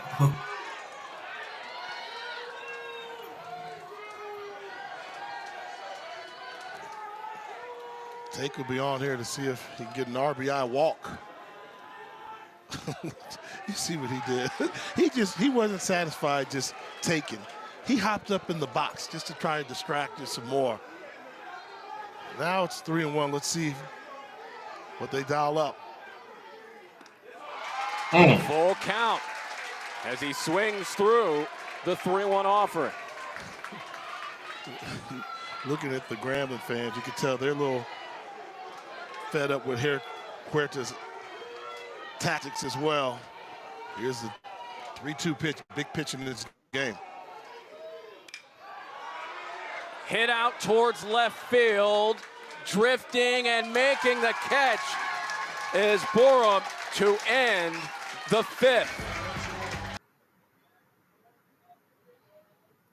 Well,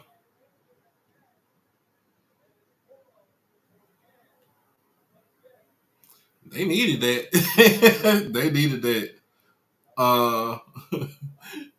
We'll be right back with this commercial break, y'all. It's your boy Doc Holliday. We swing and swing and swing to the left. Down I-20 and we dip. We going down there for SWAC Media Day, July 16, 2024. Being hosted at the Sheraton Birmingham Hotel in downtown Birmingham.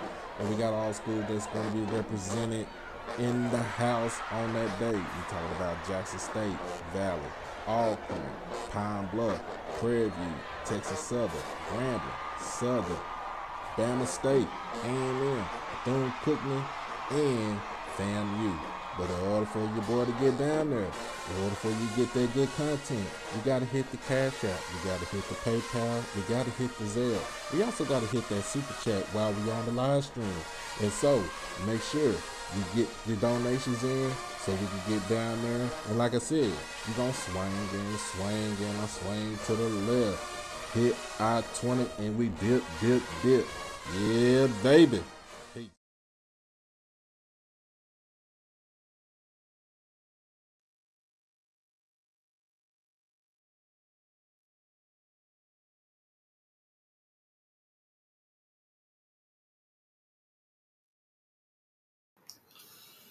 Whew. I tell you, special internet will get you, make you upset. All right, y'all, we back. We back at it. Get back to some action.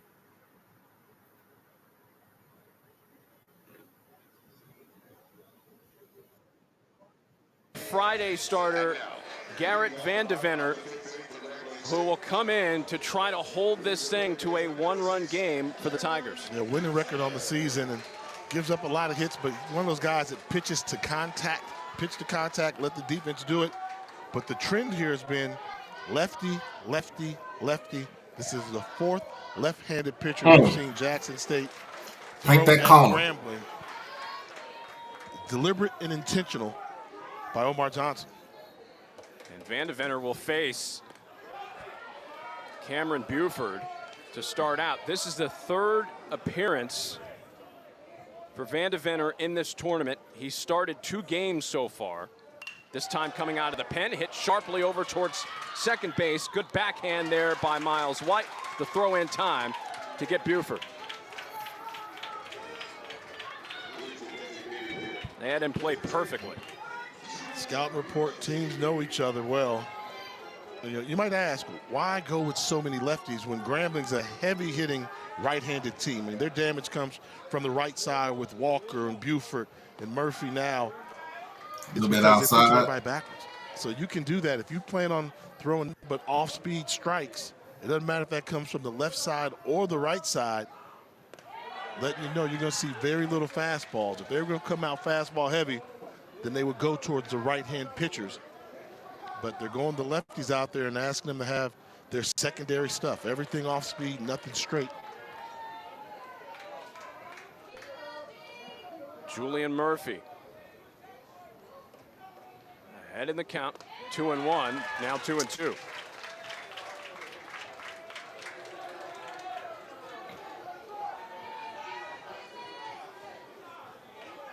One for 2 on the day, as this next pitch is fouled away.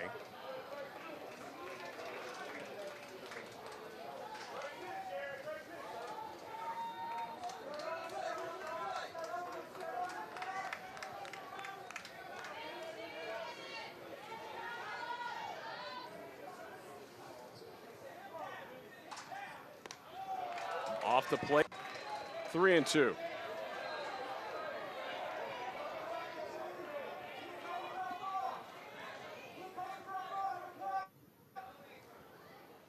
Three-two pitch called, third strike. And Murphy is caught looking. 2 down. I thought it could have been a little bit inside, but did he catch a little bit of the inside corner of the plate? I think he did. Good pitch there and way to attack the inside corner. Oh, that catches Ashton Inman on the arm. And he is shaken up.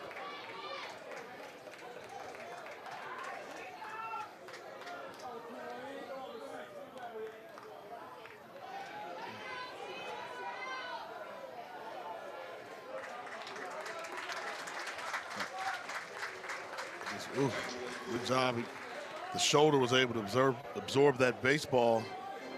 Him and the big, strong first baseman able to shrug it off, stay in the game.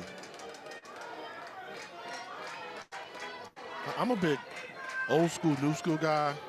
We think about the stirrups on the mound we're seeing right now from Garrett. That's old school right there. Yeah, it is. It sure is. It's fouled away. I like the stirrups. I know players sometimes that could be a little, annoying, but I like stirrups. I like stirrups when you show like about an inch, maybe 2 inch, 2 inch stirrups. That's it. I hated the stretch stirrups like that.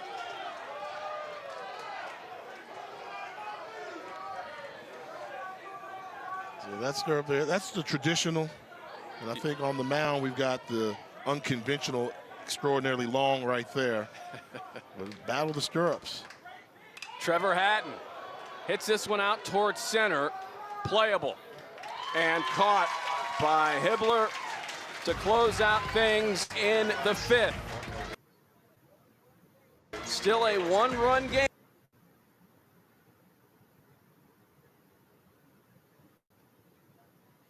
Yes, it is still a 1-run game. Love what I'm seeing from out there. Love what I'm seeing out there. Alexa, air quality alert. So, yesterday was no joke. I should have streamed yesterday because yesterday was no joke on both sides. Yesterday was no joke on both sides, man. Grambling's bats came out yesterday when we thought the bats were dead against FAMU. Y'all saw what they did.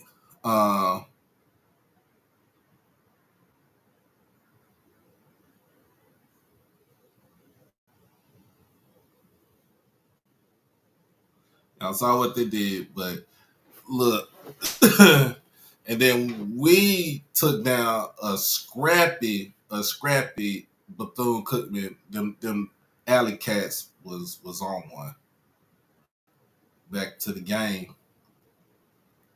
Appreciate everybody for Walker tuning. with you, 4-3 lead for Grambling over Jackson State. These two teams have a lot of history in the SWAC with winning championships in this league. They combined for 25 of them. Jackson State looking for their 17th. Grambling looking for their 10th.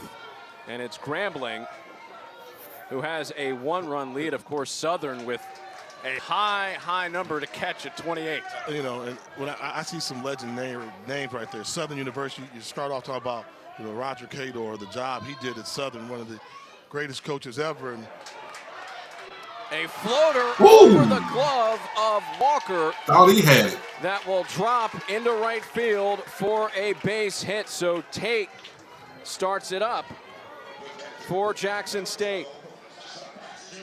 Can't, right here, this is just a little late break on the ball. I mean, this is one where Mr. Buford, appreciate you for your donation. To identify where the baseball was, and by the time he did, not able to make a play, and allows leadoff runner to get to first base. Bunt, and a nice catch made by Phillip Bryant off the mound. Great job fielding his position. And that's what you cannot do. We talk about the things that Jackson State does well. They move the runners when called upon. Can't pop up a bunt. Can't pop it up. And the last thing you want to do, nobody can advance. Easy out. Give the defense life of getting out of the inning without giving up a run. Shamar Harris takes high as the defense for Grambling in double play mode here with one down in the top of the 6th inning. Harris 0 for 2 on the day with a couple of ground outs. Have to give me a chance. We're going to talk about Roger Cador at Southern, and Grambling folks, I got to talk about Wilbert Ellis, the job he did there on that list there. Then talk about Jackson State. We mentioned Robert Brady, but Texas Southern was on that list, and a lot of that is the new success they've had with Michael Robertson, their head coach, developing a little power down there in Houston area of Texas. And that's what's made this tournament so fun. You mentioned the fans earlier. There's a lot of rivalry between the fans back and forth, but just the historic nature of this tournament and the programs within it has made for a great atmosphere. 1-2 fouled away. Absolutely. Storied programs, and this is in baseball. You can imagine what it's like in football. I mean, you know, everybody knows about the football, but I think underrated has been the SWAC baseball over the years, and the emergence of a program like Alabama State. You know, Alcorn getting things done down there in Lorman. Fouled away again. Harris staying alive. You're right, Mr. Harris. You got to lay that butt down on the third base side. I always say, you know, special shout out to Ricky Weeks, winner of the Golden Spikes Award while he played at Southern University, and a moment that I think this whole conference and all of HBCU fans were proud of. Popped up in the infield, and the catch is made by Vargas. 2 outs. Bad job by the bottom half of the lineup. You know, hitters 8 and 9, your job is to extend the inning, move the runners over. Neither Cabeza or Harris were able to do that, keeping Tate on first base. Got him. Oh, if that throw would have been accurate, could have picked him off. The freshman was leaning hard to his right at first base and was fortunate he didn't get picked off. Tate over at first. Fouled away. And we talked about it earlier. This is a Jackson State team that loves to steal bases. Tate, not one of the more frequent base stealers, but they'd love to have him in scoring position here because of what, as you said, happened with the 8 and 9 hole hitters in the lineup. Well, maybe a chance to call Tate's number, fast enough, athletic enough, but normally a lot of coaches don't trust freshmen on the base paths. They're going to give them a very short leash, and not let them risk getting picked off or Miss thrown Kane, out appreciate too you often. for your donation.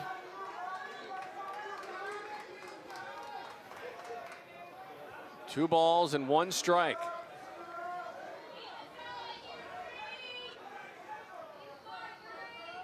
Hibbler trying to keep this inning going for Jackson State. Lays off 3-1.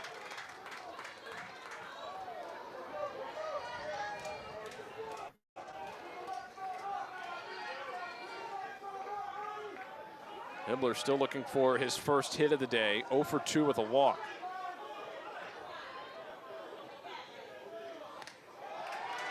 And now he has 2 walks to his credit.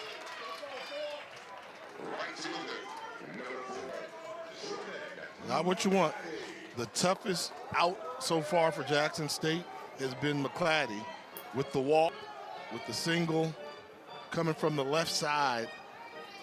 And I'm going to sound like a broken record, but this late in the season, championship teams make you pay for mistakes.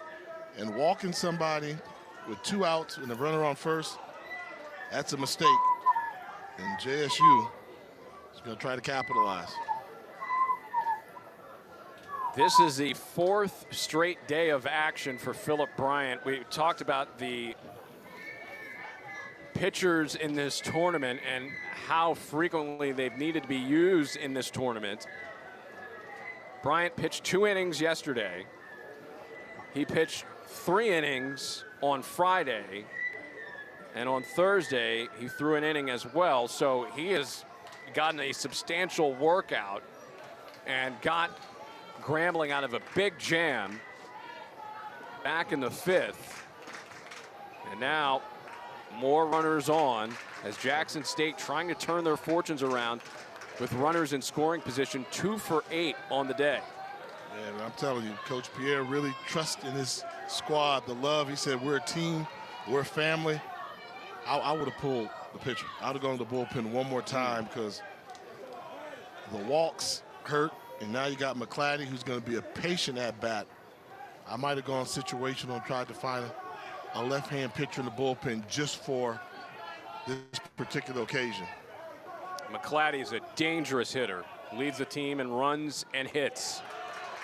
And he looks at a called strike on the first pitch, 0-1.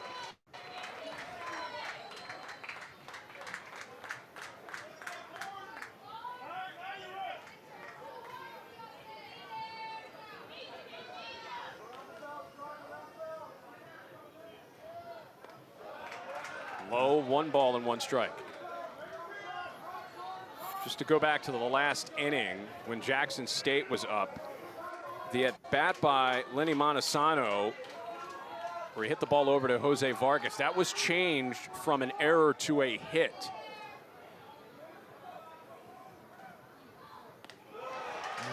Gets McClatty there. Tough pitch. Had to be. McClatty's approach fooled him a little bit. Good job getting ahead in the count. 1-2. Tough part is with a guy like McClatty, he doesn't chase balls out of the strike zone, so you're almost wasting the pitch if you're trying to fool him. See right there? That was like a wasted pitch. Short, compact swing. Swings can drive the ball all through the batter's box. The swing in motion. 2-2 pitch. This could get interesting. 2 runners on, 2 down. 2-2 pitch. Now 3-2. it is full. Full count.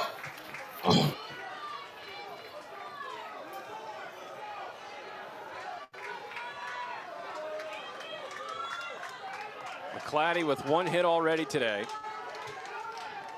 Walked in his last plate appearance back in the 5th. Trying to tie this game up for Jackson State. Hit over towards Walker at second. Fielded on a hop. The throw in time. And Grambling gets out of the top of the 6th inning with no further damage. They still lead it by 1.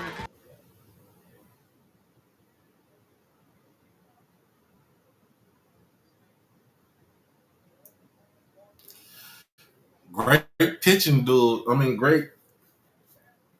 I wouldn't say pitching duel, but it's a great game right now. It's a great game. For those that have been joining, we are close to 300 being shared between YouTube and Twitter right now. If you have joined us on the stream, make sure that you like the stream, comment, share, and most of all, subscribe to the channel. Also, since this is not being monetized today, meaning that YouTube is not going to pay for this, we are doing heavy donations to where I can recoup the money to make sure that we can keep this going. I am streaming this for free, so for everybody who is watching this, make sure that you hit the Cash App, the PayPal, the Zelle, so we can go ahead and make sure that the money that we lose from not getting it from YouTube, we can actually get it back tenfold, y'all. Other than that, I'm ready for this, y'all. I'm ready for this. I'm ready for this game to come back on, y'all. Y'all just don't know.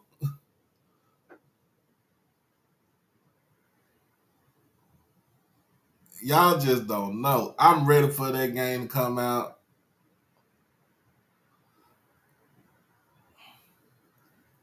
So we got Selection Monday, selection show tomorrow at noon. So let's get back to it, y'all.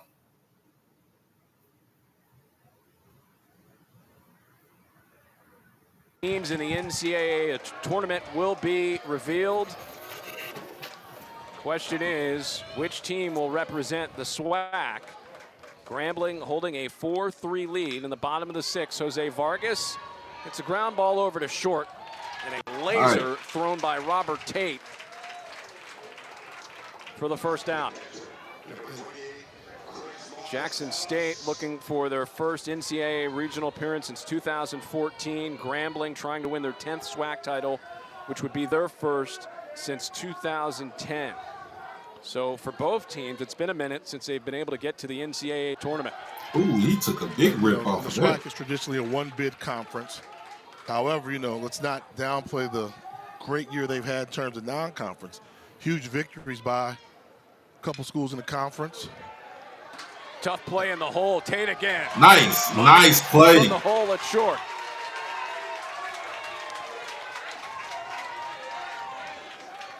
And then Alabama State beat Auburn midweek game. A couple other victories there for the conference. My mind is blanking me now, but that one stands out. I want to say did Southern beat LSU? They did, yes. This year? Yes, prior to the late season renaissance by LSU. Southern got them in a midweek game and defeated them at LSU. When I think of LSU, think of big picture. How about Paul Skeens? Getting to the bigs in a hurry. He was getting ready for his first regional action a season ago. Now he's in the bigs. Incredible. The Pittsburgh Pirates and showing everybody he's the real deal.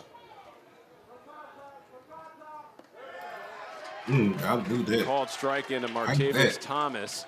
I believe in bottom of the sixth, y'all, 2 outs, nobody on base. With the Pirates against the Cubs, he hit 100 miles per hour 17 times.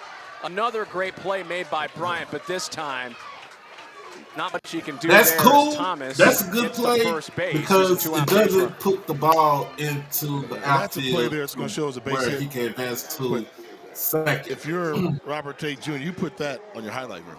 Did you see how much ground he covered? I mean, extended left his feet and got the ball behind third base. Rangy shortstop. Hit him. And that catches Tiger Borum on the arm. Second straight inning that Van Deventer has hit a Grambling batter.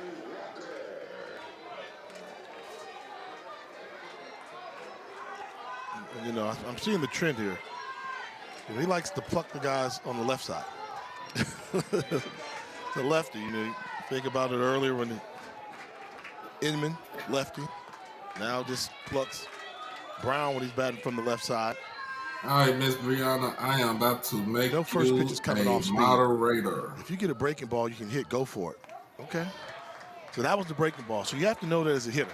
If they're pitching us backwards, we're not getting fastball You first should pitch. be getting a wrench in just a second. Tough out you here. are a moderator Kyle now, Miss Walker with 2 Brianna. on and 2 out. 1-run lead for Grambling. 2-0. All right. I think it's time to get Van Deventer out the game. Cameron Buford in the on-deck circle for the Tigers. And we'll get a meeting at the mound here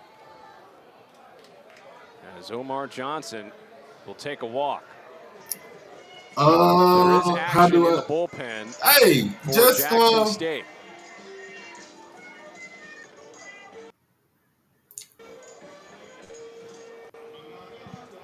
And this is such a tough situation to deal with as a head coach when you're starting to mix in bullpen guys with starters and trying to manage how much juice they have left. It should say join. It's been a long and then you week. should be able These to teams have been join playing since the Wednesday. the channel again. You know, and they know they don't have any arms In left. fact, let me see if I can. It's going to come down to who can get hot.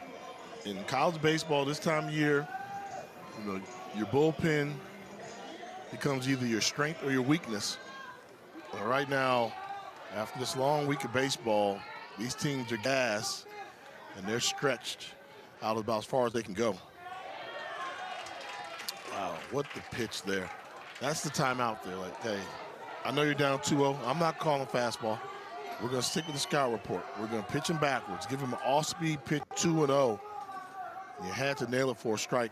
Good job. 2-1. Hit towards right field, dropping, but Woo, nice catch. Right by Jordan McClatty to cut off a potential run from scoring. I got the PC. Click that link right there. 4-3 as we end the 6th. Oh, that was a nice catch, y'all.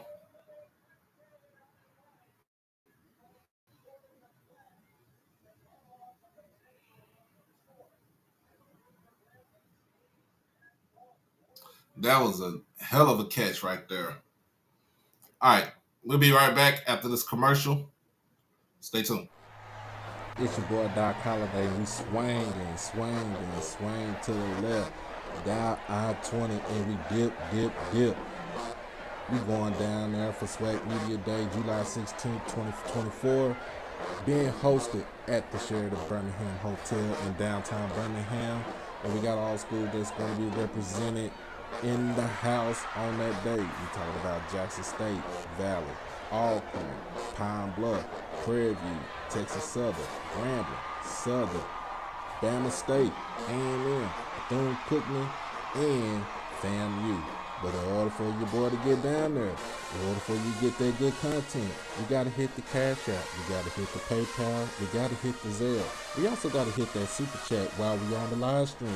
And so, make sure you get your donations in so we can get down there. And like I said, you're going to swing to the left. Hit I-20 and we dip. Yeah, baby. All right. We wait on for the game to come back on. It's on commercial break.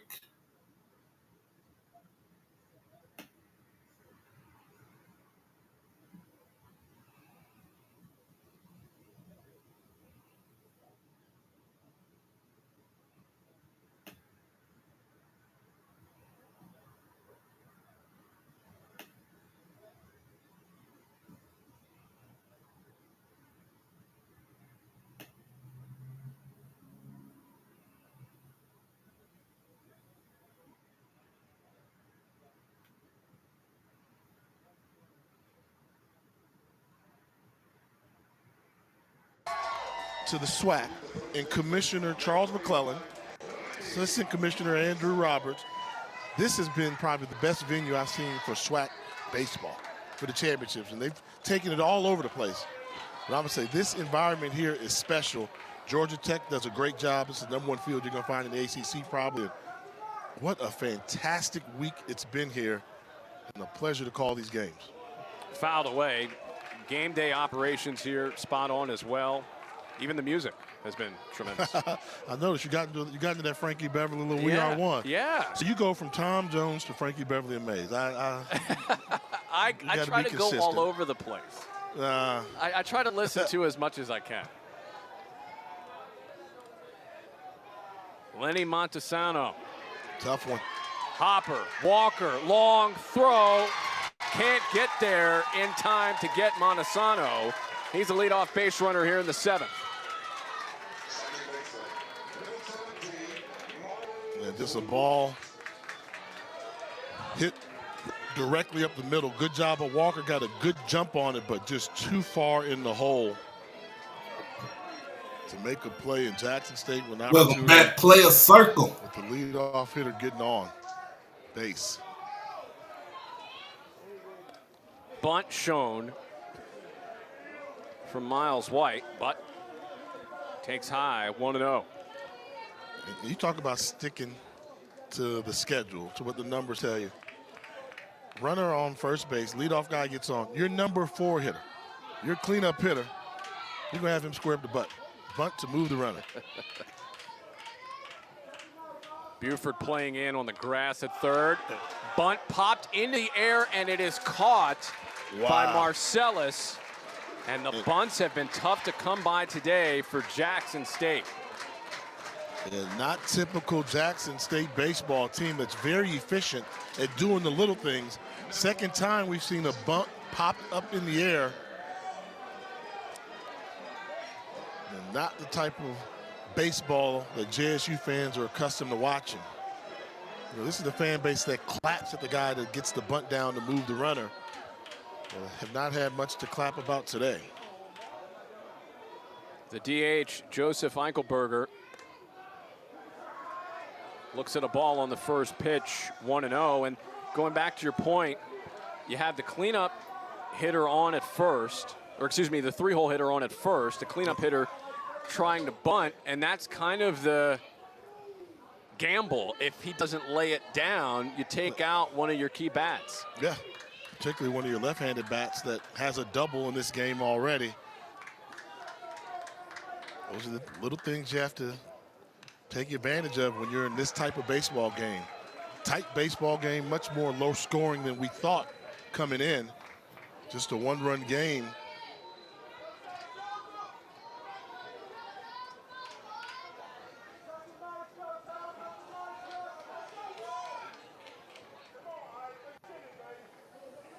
One to Eichelberger. Wide, 2-1. Eichelberger was hit by a pitch back in the 5th, singled in the 4th, struck out in the 1st.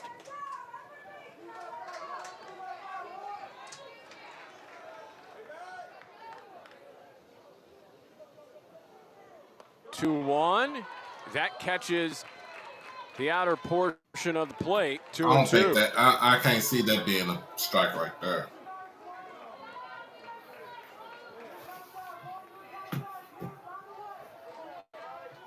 More action stirring in the Grambling bullpen. Same for Jackson State. 2-2, fouled away.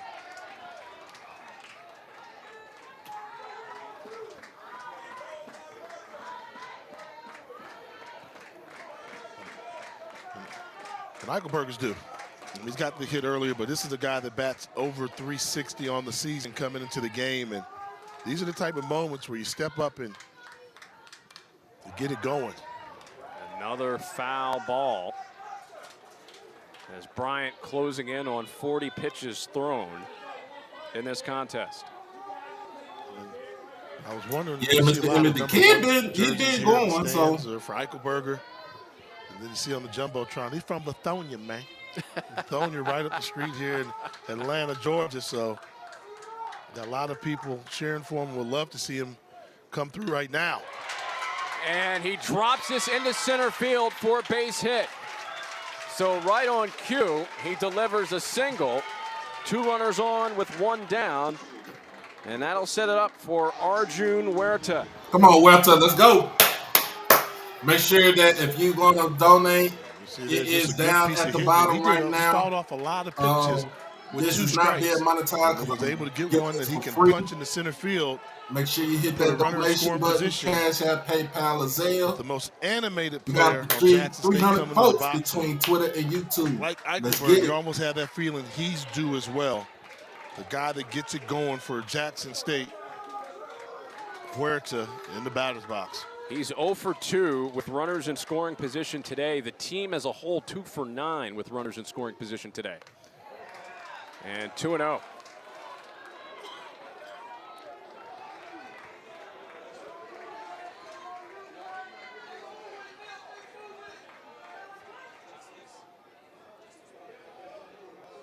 And we'll have a timeout called here.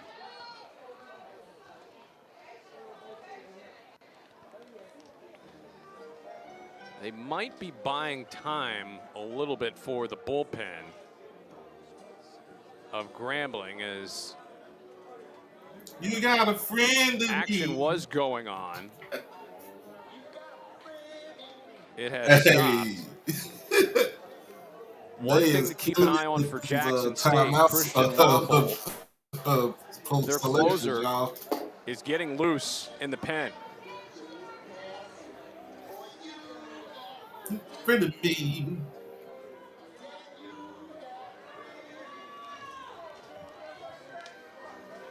With his team trailing,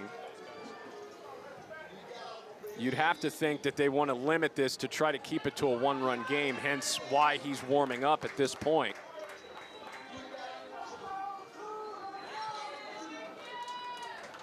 Two runners on here for Huerta. One down, 1-run lead for Grambling.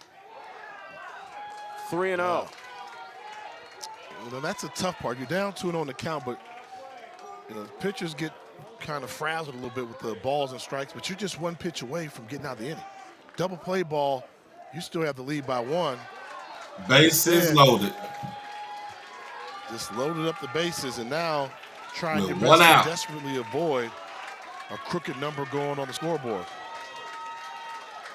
The margin of error is limited now for Grambling. Bases loaded. We'll have another pitching change on the way here in a moment with Grambling up 4-3, 1 down. And the bases loaded.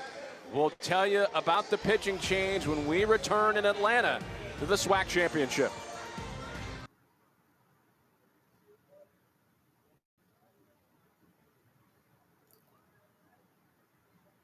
Yeah, at that time, Mr. Emmett, you gotta pull him. You gotta pull him. Will I create Jackson State Dynasty mode? You're damn right.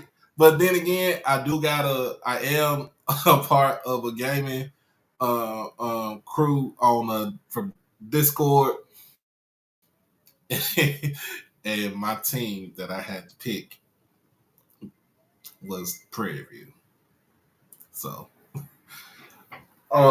but on my own, just on my own by myself, yeah, I'm creating Jackson State Dynasty. Yeah. Look, we got 316 between YouTube and Twitter, y'all. Y'all see the banner at the bottom. 230 on YouTube, 86 watching on Twitter right now. This is not being monetized for the simple fact that it's on that 4-letter network, and I just can't monetize it because YouTube is going to basically block it.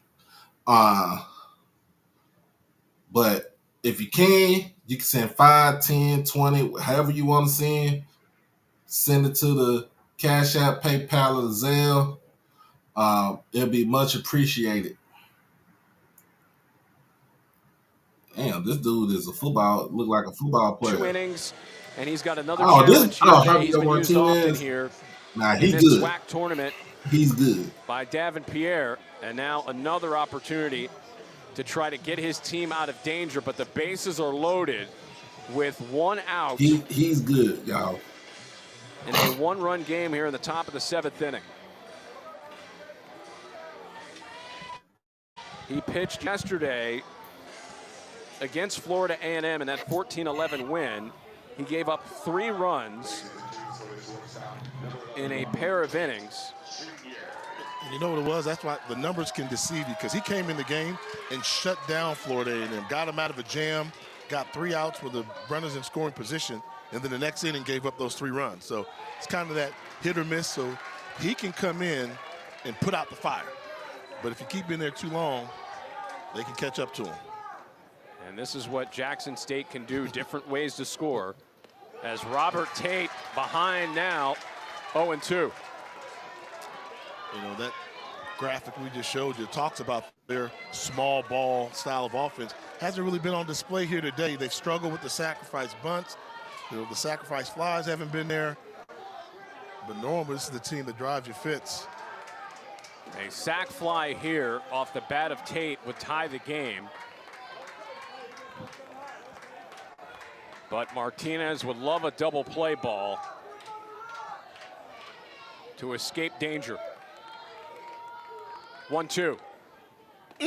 Called third strike. A gorgeous breaking ball to get Tate. He put that in there. I can't even front. From that release point, where he released it, and that snap, you knew they buckled him. That buckle was major. That was a big-time pitch. And Robert Tate, you got a great future ahead of you, but you just saw something nasty. It's up to Sebastian Cabeza. 0 for 3 on the day. First pitch, a little low and off the mark, 1-0.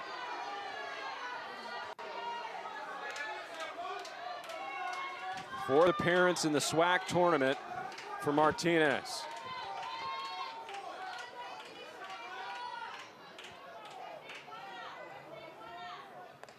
There's a strike, 1-1.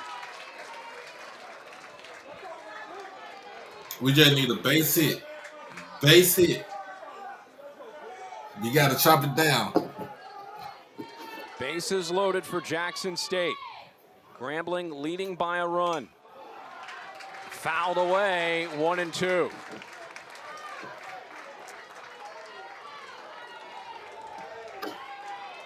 When you get to the 7th inning, this is where the back end of the bullpens really come into play for both sides. Martinez set to deal the 1-2. A rope, but foul. Probably about as good a swing as you're going to get in this situation from Cabeza, going against a guy that's got good off-speed stuff. But take a look at his approach right there. When you see him go to the bat, 2 strikes, he's really choking up on that bat. He's going up about 3 inches. Take a look at where that bottom hand is. Not on the bottom of the barrel, choking it up a little bit, just so he can control a little bit. And just put the ball in play. 2-2.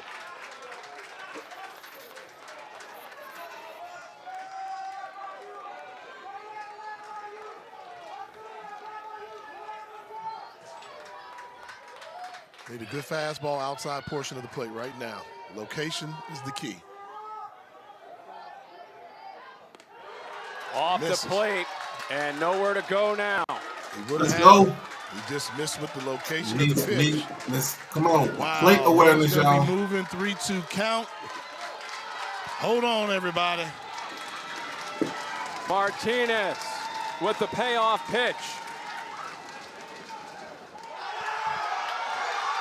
Just missing, and the game is tied. Wow. Is it high? Hold on. Because that ball snapped and buckled him just like it did for Tate. Look, gotta be high. I'm Jackson State through and Called it through. high. But I'm sorry. Wow. That Called was a it high. strike.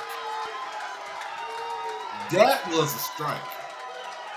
That's Derek Everett, who's behind the plate. Montesano in to score to tie the game up. And the bases remain loaded. Have you ever seen an umpire kind of call timeout? The umpire walked away after that call and did it. The coaches weren't out there getting on them. The ump kind of held it up and looked in. That's a tough break. I know, Bree. I know you don't care. Coach Pierre was out of the dugout after that. Bro, call. that was a strike. It was in his strike There were zone. no positional changes or anything. I just think Everett behind the plate needed a breather on that. There's a strike to Shamar Harris.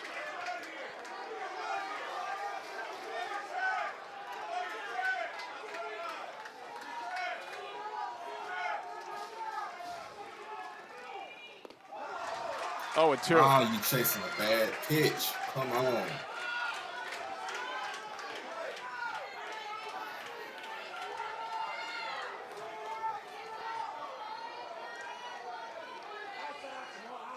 Oh, 2 pitch. Swing and a miss. Harris goes down. Grambling is able to escape any other damage, but Jackson State ties the game up at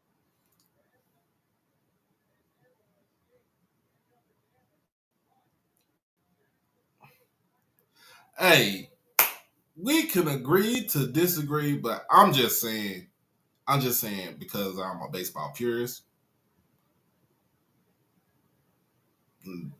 that was a strike.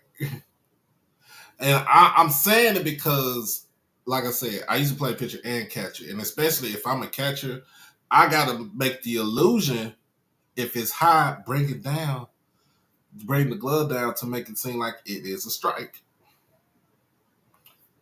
I mean, I'm gonna be honest with you. The SWAC umpires have been completely, they ain't been the greatest. And as a catcher, you gotta frame it. And he framed it perfectly. Hey, the ump didn't go for it. Look, he brought a run in, but I'm just saying, it's all about framing that pitch. It's all about giving the illusion to the umpire, like, hey, this is a strike. I don't care what anybody say. This is a damn strike. So, hey, Mr. Roger, it is tied up at 4. It's going into the top of the 8th. Some good defense, some mental errors on Jackson State. As far as, I think we got 2 errors in this game. I think we got an error and there's another error in this game. Oh, hold on.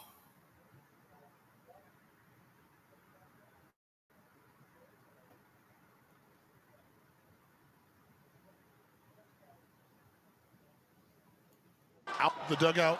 So rather than him maybe having to face ejecting him, he walked away.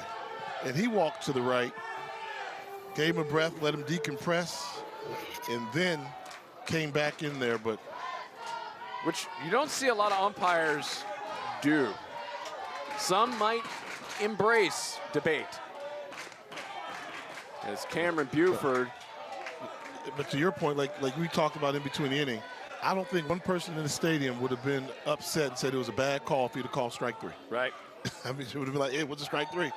I don't think you would have heard anybody from Jackson State saying it, except maybe the batter, but nevertheless, give credit to Grambling. Just after that one came out, got the strikeout on the next batter, and tie game instead of them having a run lead. But so often you see in that situation where you get frustrated and then you give up a big hit, or you hit the next batter.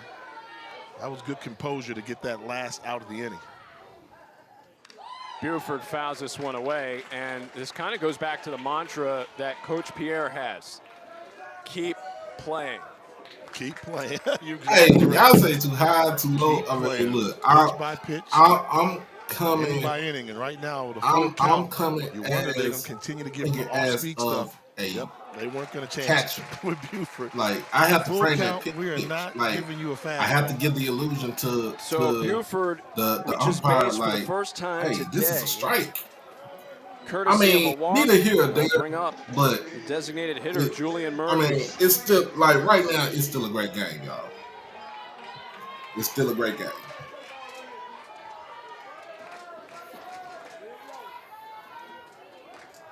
Murphy shows bunt. Van Deventer with the underhanded toss over to first. Heard some people chanting from the stands too to maybe go to second base. He does not. Buford in scoring position now with one down. A little bit different. Grambling, the team that we described as free swinging, wants the 2-run home run to let their power bats do damage. Well, they go small ball, and they executed nicely with the bunt to get the runner over to second base. And now you've got at least 2 hitters with an opportunity to try and get a base hit to get the run across. Ashton Inman, who doubled earlier, looks at a pitch. 1-0. And Inman was hit by a pitch earlier. And I'm curious how the lefty Van Deventer does against another left-handed hitter. He's hit 2 of them already in this game and hung that ball up there and going to get away with it. Right into the glove of McClatty. And you're right, that was hit sharply, but McClatty didn't have to move much for the second out. Well, that was a good piece of hitting by Inman there, but one of those Adam balls hit him right. But we can all agree that the SWAC umpiring has been. Can Trevor Hatton do it again? This whole tournament. Big hit. We can all agree to that. Here comes the first pitch breaking ball.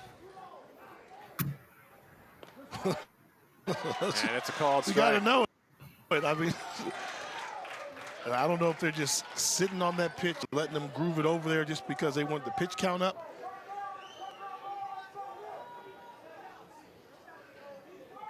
Buford at second.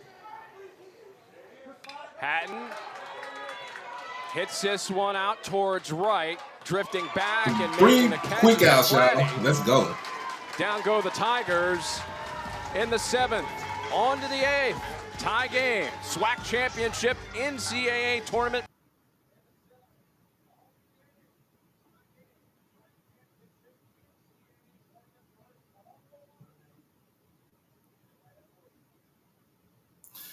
Well, like I said, we could agree to disagree. I thought it was a strike. Y'all say it's a ball. It extended the at-bat, the inning. So it brought in a run. 4 apiece right now. We got 326 people watching between Twitter and YouTube. Make sure that you like the stream, comment, share, and most of all, subscribe to the channel. Get everything that you can get. Hit the notification bell for HBCU Overdrive. All right. If you want to join the Overdrive family, all you gotta do is just hit the join button. Join for the low price of $4.99. You won't be disappointed. You won't stretch out the pocket. And as you see what we have right now, I am streaming the game for free. So this stream is not monetized. So I had to recoup the money of what we will lose from YouTube for today. So that's the reason why we asking for heavy donations for today. Also, with the Drive to 205 initiative, we are halfway to our goal. This part of the goal towards the goal right there. SWAC Media Day is July 16th, 2024, Sheridan Birmingham Hotel in Birmingham, Alabama. So I will hopefully I'll be there. I should be hearing something back real soon about my credentials. Be right back.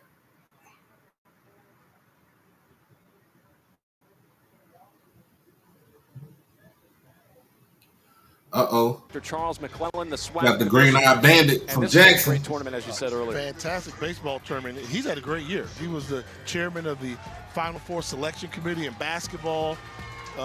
They won the Celebration Bowl. Florida A&M won the Celebration Bowl for the SWAC, and having a good year, doing a good job. And I think kind of the cherry on top is this SWAC baseball tournament.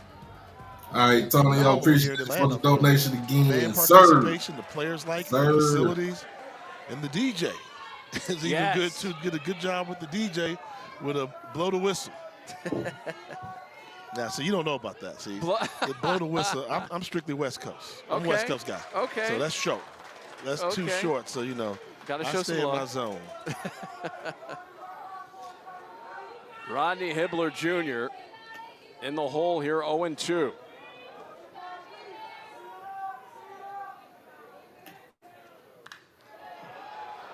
Out towards left field.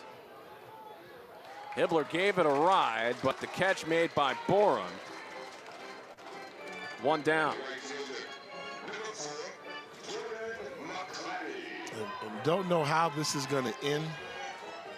But we said it. If you'd have told me this game was going to be 4-4 in the 8th inning, I would have said no. I would have. You could have had the over at 12, and I would have taken it. And hats off to the gutsy performance we've seen from the bullpen and the pitchers. Now, there's still 6 outs in baseball, 5-6 outs in baseball is a lot. They're hard to get, those final ones, but. There's a called strike against Jordan McClatty, and you're right. I mean, the job that Jackson State has done against the heart of the order for Grambling. Their 1 through 4 hitters are 2 for 12 on the day. Wow. Which is pretty impressive. And then on the flip side of that, Grambling, they have one of the lowest ERAs in the SWAC, and they've been able to answer the bell. And for Jackson State, this is where you need to make that move. You've got hitter number 2 and 3 coming up. And if they don't extend it, then you're going to have 4, 5, 6 for the game. And this is the part where you want that top-heavy part, the people that set the table, that stir the drink to get it going. As you're running out of outs, no guarantee they're going to get another at-bat. Well, Going inside for a ball.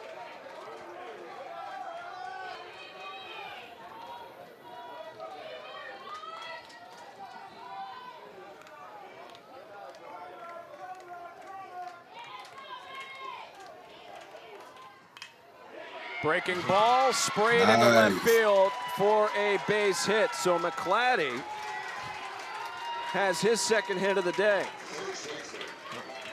And that was what we call you got your hit hit right there. Gutsy pitch. Going with the breaking ball, he just punches it. Goes with the pitch, doesn't try to turn on it. Punches it through the infield for the hit. And the base runner get on board.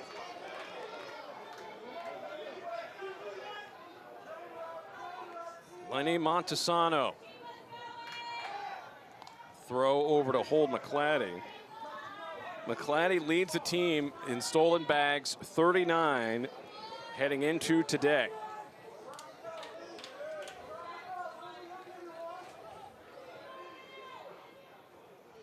Breaking ball. Hit out towards left field, drifting and making the catch as Borum had just enough real estate, but tagging up. How about McClatty tagging from first, getting to second? And I say look at this because he saw how lackadaisical, so to speak, that Borum was a little bit in left field. And once he didn't set his feet to make that quick throw to second base, he took off. Now they're going to try and challenge to see if he left early. I don't think he did, because I saw him a little bit too relaxed, and I took a peek at first base and said, oh, he's hustling back to the bag. He's going to try and go for it. I mean, the tag there, that's not in question at all. They may be trying to see if he left too early, but I say not at all.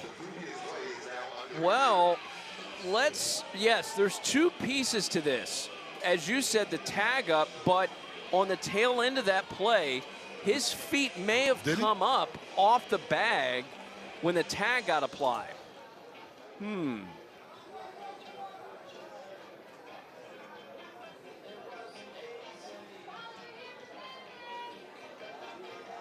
That is going to be a very interesting decision. He gets air. He's out. He's out. Yeah, he's out. We agree. He is out. The momentum with that pop-up slide, I believe. I thought we saw. Yeah, he's airborne with 2 feet in the air. Good job of applying the tag.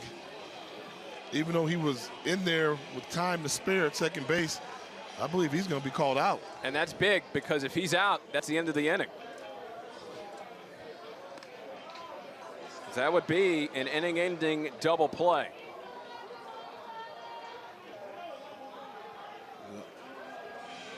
And good job of recognizing it, and that's the technology. While it's there, if it gets, as long as you get it right, you can take your time and do it, because these players and coaches put in so much time and effort.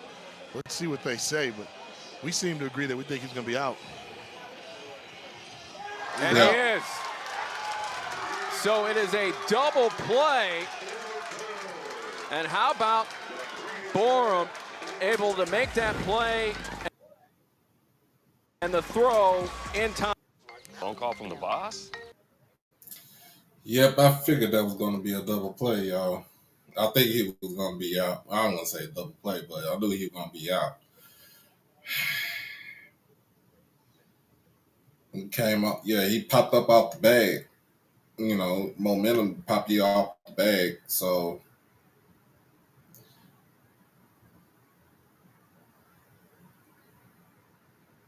I think, I think it was a make-up call from that strike. I think so.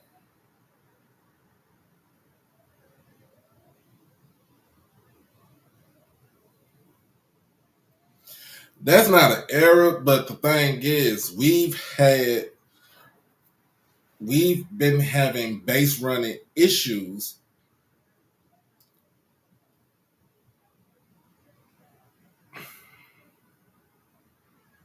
We've been having base running issues all tournament.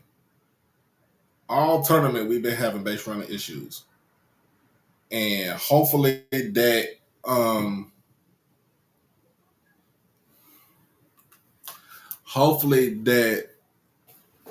I'm gonna be honest with you. If we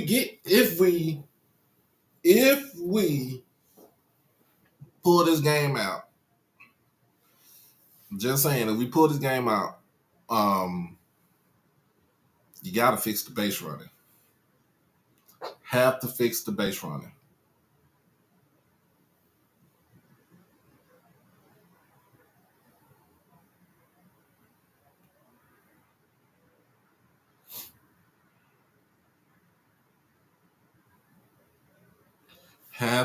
You gotta fix the base running. So let's hope we can get that going and get that straight. We back in the game. Men from Grambling put together. Give credit to this Jackson State pitching staff. They've piecemealed it together in both schools. Done a good job of piecemealing together a pretty decent performance for some stretched out bullpens. And then we have another pitcher coming in from JSU. And this is Christian Womble. He's the closer for Jackson State. He has 9 saves this season. And he fires low to Jose Vargas, 1-0. Hitters 7, 8, 9 in the lineup coming up for Grambling. Vargas gives you your best chance to get somebody on base with the 300 batting average. And then after him, you got 200 hitter and a 270 hitter. So pretty important at bat right now for Grambling. 2-0. What have we been at the top of the game? For Womble, because we've been the home team every day in this tournament. And it's a 4-pitch walk to start the All right, game of the Womble, eighth you inning. start with that bullshit. Derek, sometimes you don't believe your partner. Partner told you earlier, in college baseball, it's about getting to the bullpen. You never know what you're going to get out the bullpen, right? Come in there, your closer comes in there, gives up leadoff walk. One guy can't walk. If you're Grambling, you just want to chip away and get to that bullpen. Thank you, Bishop. Jackson We State, had the I way think team. the same thing. Let's We get had to the the lower next pitch seed. in their bullpen.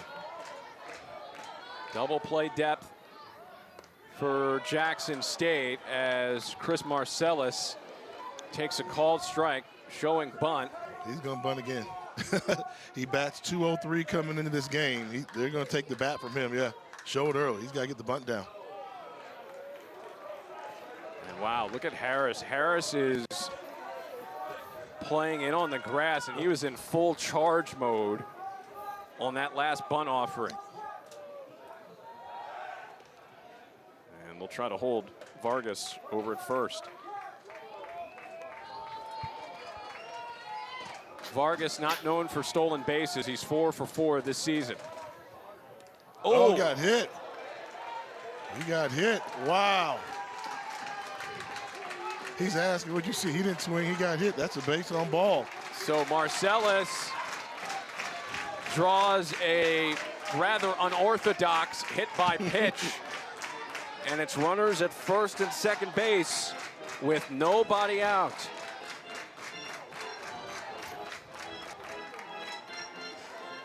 Yeah, he squared up, and as a pitcher, you normally say, did that hit him or did that hit the catcher's glove? That was, I hit him. Okay. First angle kind of looked like it might hit the catcher's glove. And for Marcellus, he's reached base 3 times today now. Once due to an error, single, and now hit by pitch. And as pitchers, you know, when guys square up to bunt that obvious, you're taught to try to bust them hard inside. Come hard inside and produce that little dead ball or possibly a pop-up. You're right, I feel like that's gotta what square him up early. was trying to do, but just came a little bit too far inside and finds himself in a jam. And let's see. Omar Johnson wants to talk things over. There is some action in the bullpen for Jackson State. And this would be certainly disappointing if they could not get Womble through this inning. But let's look, see, he's not going to talk to Womble right now. He's talking bunt defense. You have the number 9 hitter coming up, runner on first and second. They're anticipating Thomas is going to lay down some type of bunt. So he's talking to the rest of the infield and the catcher, hey, where we're going with the ball right now. The ball's hit here, let's challenge here. So this is more of a defensive timeout, not addressing the pitcher, but talking bunt defense strategy with no outs. Grambling started out this game 3 for 3 with runners in scoring position to help build that 4-2 lead. Since that time, they're 0 for their last 6. So that offense, you mentioned a little while ago, that offense has really hit the wall here as of late in this game. But explosive offenses, they don't like to score 1 run at a time. They want to score 2, 3 runs. And this is an offense that's more than capable, particularly when Jackson State giving them an opportunity with a base on balls and foul that up with a hit batter.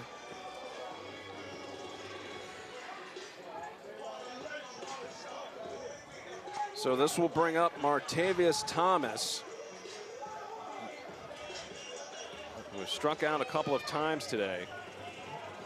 And a couple good things here that can happen. He's the lefty, right? So if he can get a bunt down the third base line, that keeps the third baseman home, and he can get a running start down first base. He takes low, 1-0. And that's why they went out there to talk about it. Oh, you got the lefty coming to bunt. He's a switch hitter, but he's going to bunt from the left side so he can get to first base quicker. Easier to push it down the third base line. Just make sure you don't pop it up.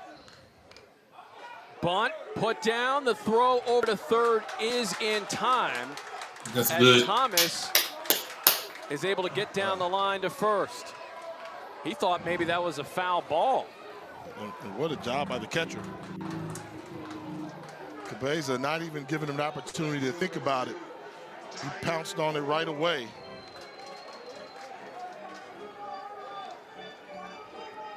So score at 2-5. As Vargas gets cut off heading to third. Runners at first and second base with Marcellus at second, Thomas at first for Tiger Borum.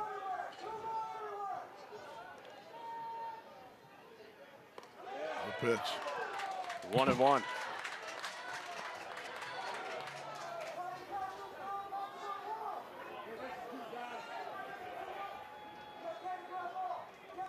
One. Missing low, 2 balls and 1 strike. Borum has reached base twice today. He walked in the third, was hit by a pitch in the 6th. One out here in the bottom of the 8th. Inside and tight, 3-1. Ooh, you need to get this out here because you've got Kyle Walker sitting on deck. 3-1, and he had a cut there, fouled it away.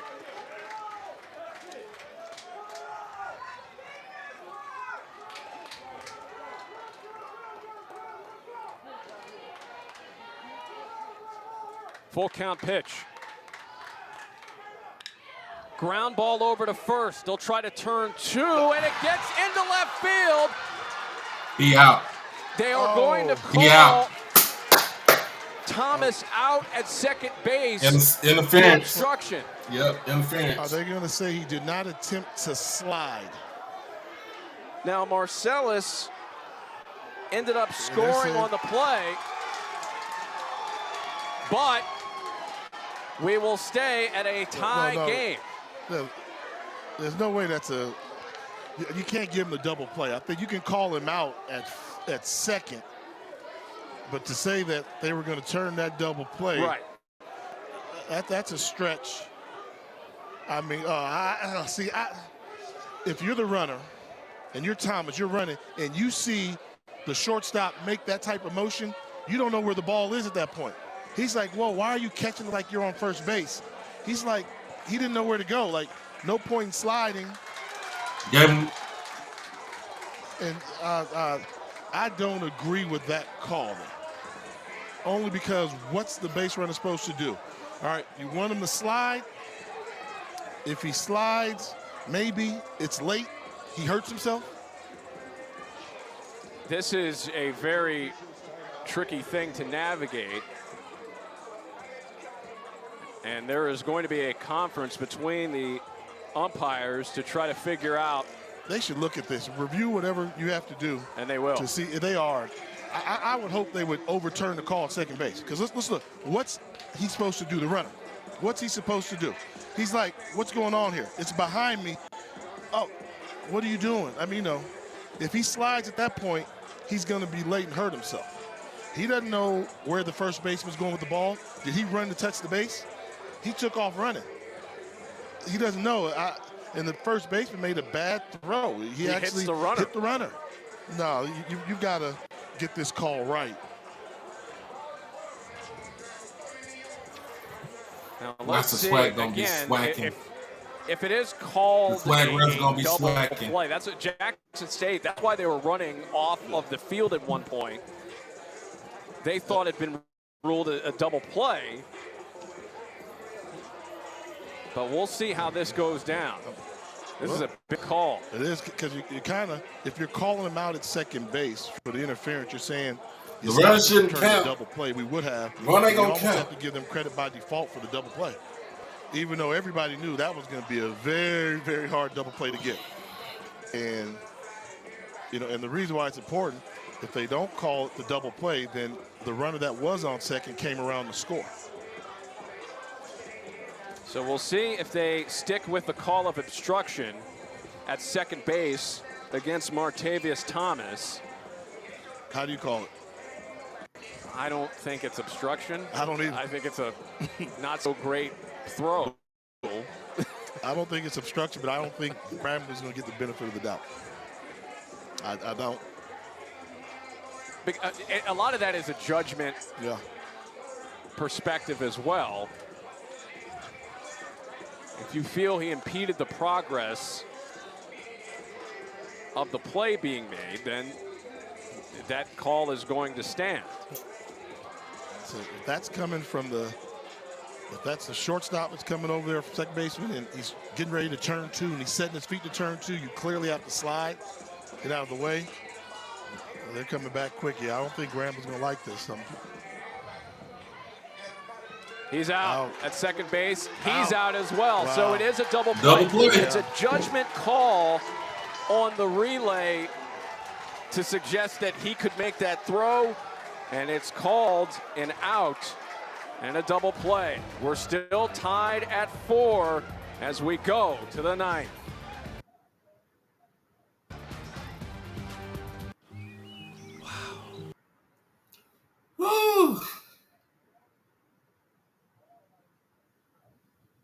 Y'all wanted some fireworks. Y'all wanted some fireworks in the championship game. We got it. We got fireworks in the championship game, y'all. Oh, man. That was a clear obstruction. And we would have turned the double play. That was the call right there. We got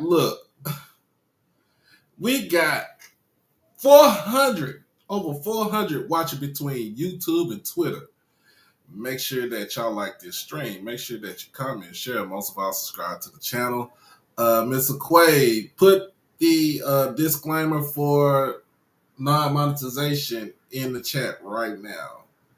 I think she just did. So.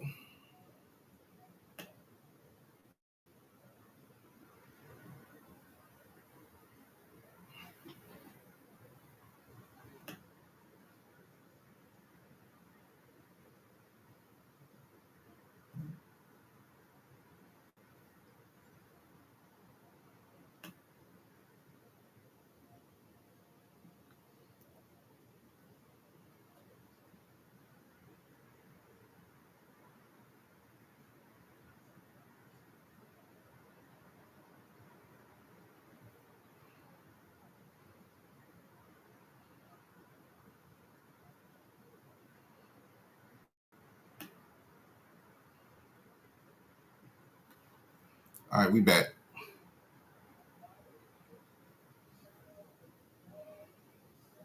I mean, hey, the base runner had his back to the ball.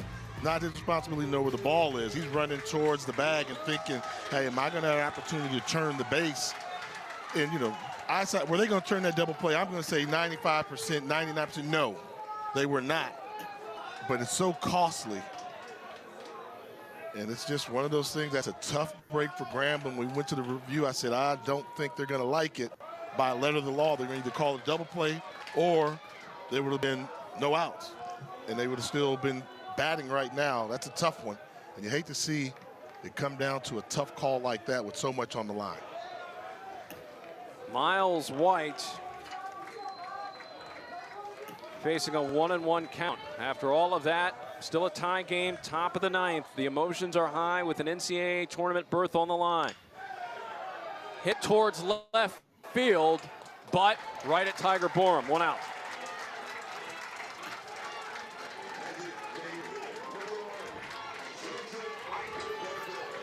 And what an 8th inning that was. Eventful, no runs scored, but double plays to end both halves of the inning. It all works out every now and then in baseball, right? Unlike football, baseball, it's a round ball. It'll bounce for you one way, then bounce the next. Joseph Eichelberger. Good cut, but fouled it away.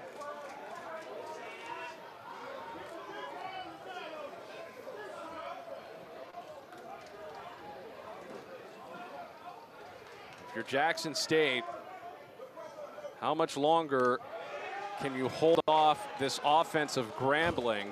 They keep putting base runners on, but they have come up empty inning after inning since grabbing that 4-2 lead.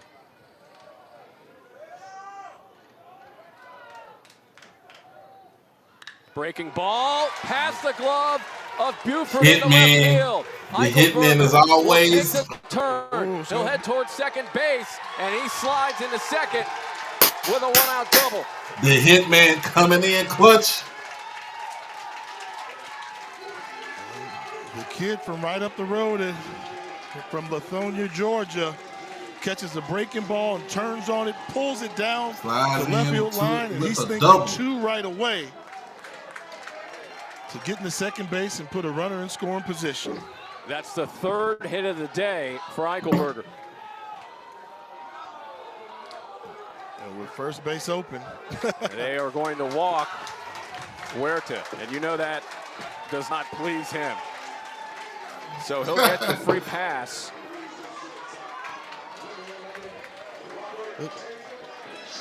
And I get it, you know. Huerta's batting over 400 yeah, I see that here, kind of a smart guy, likes the big occasion. You got Robert Tate Jr., the freshman, go after the freshman and make him earn his stripes. There is action in the Grambling bullpen. As a visit will be made here. Perez Knowles, the pitching coach for Grambling, out to talk with Martinez. With 2 runners on, 1 out here in the top of the 9th inning. Double barrel action going for Grambling. At this point, it's every arm you got. Yes. You got a week to rest after this. If you can give me an out, you give me a pitch or 2, go for it. See the limitations. They don't have any lefties in there, so you doubt to see a situational change. But I think if you get Tate, you want to go after Tate a little bit, maybe get the out. You don't have to force a double play ball because coming up after Tate is Cabeza, who's the only guy in the bottom half of that lineup that bats less than 300. Yeah, Bishop, they cocky. Robert Tate swings at the first pitch, fouls it away. Appreciate you, Miss Melinda. Tate's 0 for 2 today with runners in scoring position. He's trying to end this drought for Jackson State with runners in scoring position today. They're 2 for 11. Tate, the kid from Chicago, a talented shortstop with an opportunity to do some damage in the batter's box. Swing and a miss, but the runners will advance as that ball gets away from Marcellus.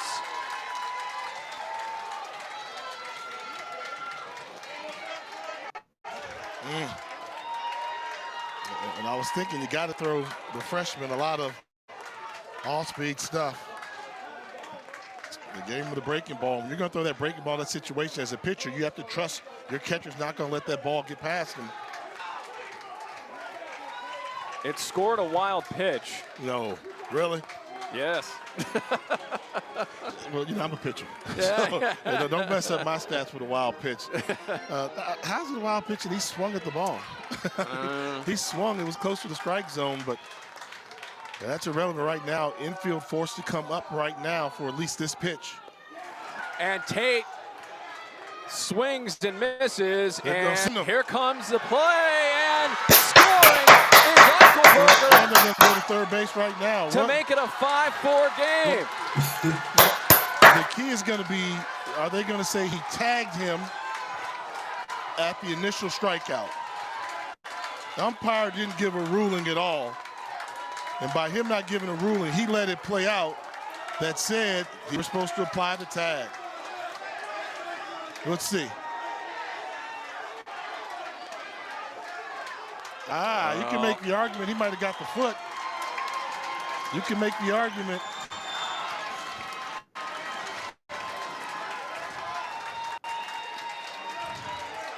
So Eichelberger heads up, base running, both runners advance. Eichelberger scores off of the Base running strikeout, so awareness 2 down. is coming back up. Thank you. And yet again, Jackson State, we've heard situational, that word so much today. And it has now given Jackson State a 5-4 lead. Breaking ball inside to Sebastian Cabeza, 1-0. Wow.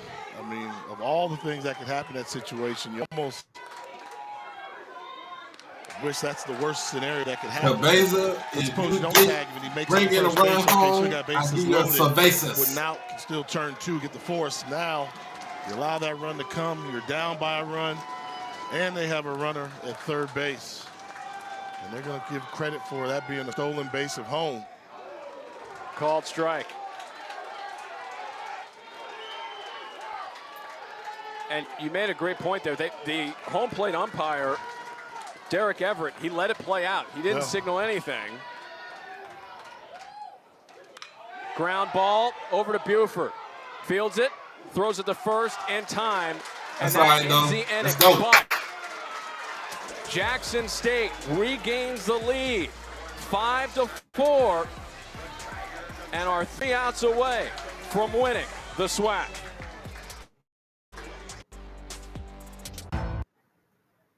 the new coach of the Clippers, Doc Rivers. People act like it's wrong to want fame. I'm your owner. I'm gonna watch that that show that is on. I think it's coming on Hulu called Clip. So I think that's coming next week to be exact.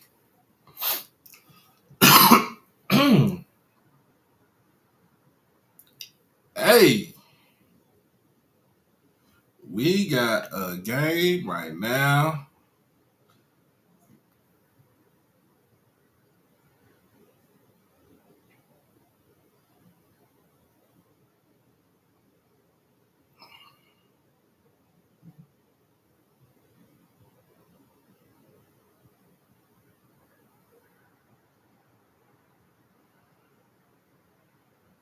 Yeah, can he get 3 outs? Can he get 3 outs? All right, man. Look, we still got over 400 people watching this between YouTube and Twitter. Make sure that you like the stream, comment, share, and subscribe to the channel. Hit the notification bell to get everything HBCU Overdrive. Also, make sure if you want to become an Overdrive family member, hit the join button on the outside of the chat, and it's all for $4.99. This stream is not being monetized today. So what we are doing is basically recouping all the money that we were going to lose for not having this monetized by YouTube, and basically to get it back up. So we also got the Drive to 205 initiative. It's still going all the way to June 17th. So important for the leadoff hitter of an inning to get on base, and if you're Grambling, your best opportunities with Kyle Walker, your best hitter on the season. That's close to 400. As a base hit in this game, needs to make an impact play right now.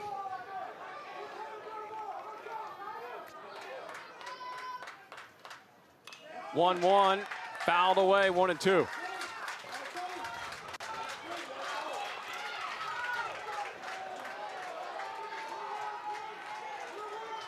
So Womble back on the bump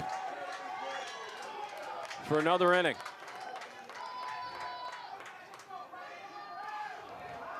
Inside, 2-2. That's all right. Come on. You got to have control, sir. Womble, who somehow tap danced out of that last inning because of all of the controversy. Still alive here. Chopper, tough play. Harris fields it long. Throw is out of play. That will allow second base. Walker to advance.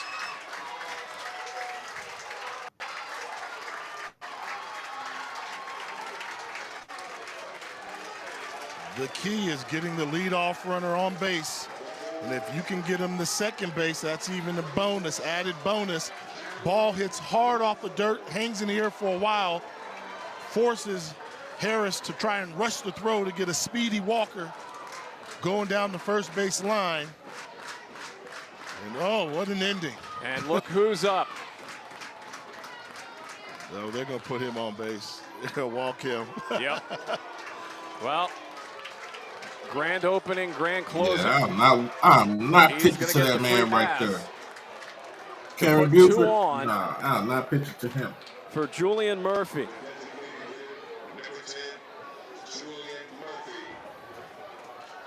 Yeah, Key, he should have Murphy has 4 home runs this if season. you eat it, basically he stays at first base. Win the SWAC for Grambling. And you know what you think now? If you're Grambling, okay, they walk. We've got 2 on board. If we get the guy from first base home, we're playing in the postseason. We're playing in the postseason. So what does that mean? The guy on first is your key. Obviously, thinking tying the game, you got to get the guy from second base home. But with 0 outs, you can think, I just need to get on base. If the pitch is thrown too far to the inside, I'm going to try and get on base by getting hit by a pitch. Standing tall, running out everything. Yeah, but Key, you make them earn it, but with that guy right there, with Buford, nah. Nah, he's too hot, so I would walk. This is a Grambling team that has scored 47 runs here in the SWAC tournament. They need one more to at least tie this game up. Murphy shows bunt, backs off, 1-0. I get it because you want the one run, but that's not Grambling baseball. Grambling baseball, explosive runs. We want big innings. You've got your 4-hole hitter at the plate. This is your cleanup guy. He bats almost 350 on the season. You've already asked him to sack bunt once. That didn't pay off. I'm swinging the stick. I'm letting him go for it. He's up 2-0 in the count. I want 3 swings if my season's gonna end. Hitting the baseball the way they do. And what a chess match it is now. 2-0 here with 2 runners on, and you're absolutely right. This is such a tricky dynamic because we saw this earlier in the game. You have your 4-hole hitter in bunt mode. You want it to work, but if it doesn't, it's a big-time advantage potentially for the other team. Yeah, I mean, they did this back in the 7th inning. I'm gonna go ahead and get somebody Murphy came, in the put the sack bullpen. down, and the Omar. next 2 guys got out into a double play in the inning. So Showing bunt again. This time it's a called strike. wow, I mean, 2 one-hitters counts.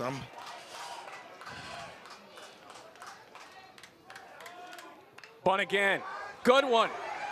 He slips, and Montesano able to still make the throw in time to get Murphy, but the runners move to second and third base. And you got 2 chances to get a base hit and advance. I mean, you have to love this. The great successful sack bunt. Oh, they're walking them. They're going to load the bases. They're playing for double play now. Absolutely. C.J. Lewis is warming up in the Jackson State pen. But it looks like this is Christian Womble's game right now. Trevor Hatton will step in as they walk Ashton Inman. Bases loaded, 1 out. First pitch, ball 1. Something you can get into the air, ensures the sack fly will be productive, and anything extra will ensure your postseason play. Just missing 2-0. Walker at third, Buford at second, Inman at first. 1 out. Ground ball, oh, slow look at this, roller, look at this, look at sliding, this. the dive is look at safe this, look at at home this. plate. That's the game. It's over. Oh my God! Buford scores a game-winning run. It's a walk-off win for Grambling off the bunt. Oh my goodness. For the first time since 2010, the Grambling State Tigers win the SWAC. In sports, there's a phrase, the same things that make you laugh can make you cry. When Jackson State took the lead after stealing home, they had the laugh. But the final laugh came with Grambling on a number, getting 2 runs across to win in walk-off fashion that nobody could have imagined coming. Wow, what an ending. Look at this. I mean, this is like better than the bunt. Woo! And he's in trouble. And the foot would have been off the bag for the force anyhow, but to have it go that far, just like that, the season's over for Jackson State. Oh, what a tough one. Man. The MO of this Grambling State team, keep playing. Keep playing. And Say that's it again, exactly Derek. what did they say? did. Keep playing. Pitch by pitch, play by play. Unreal. and they will keep playing into the NCAA tournament with a 6-5 win and the first SWAC title for Grambling since 2010. What an incredible effort by the Tigers, and what a heartbreaking moment for Jackson State.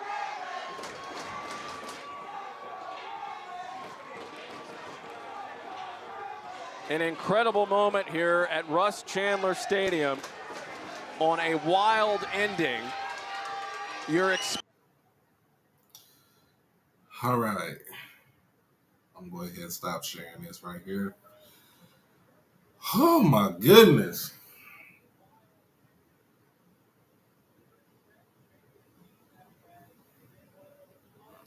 Mr. Keith, I think you were right. I think you were right. I think you were right. My goodness.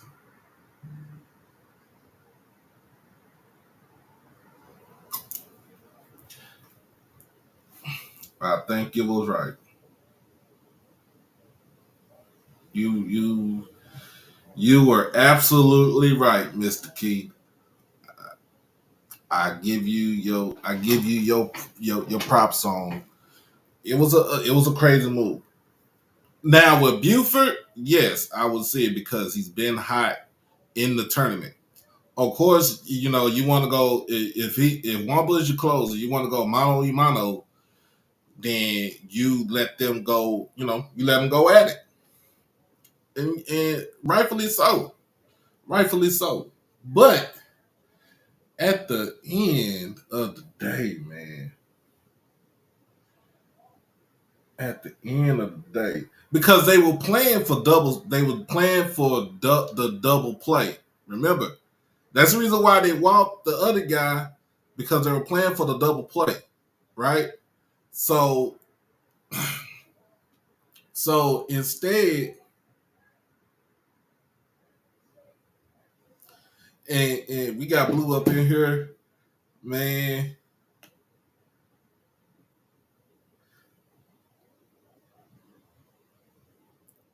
Right, he overthrow the catcher was the last mistake he could afford. Yes, we made some freaking blunders in this game. We had a lot of blunders in this whole tournament. Not going, you know what I'm saying? We had base running blunders. We had pitching issues. But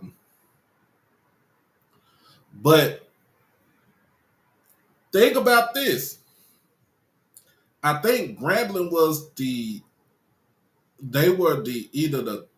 the third place team out of the West, and we were the fourth place team out of the East.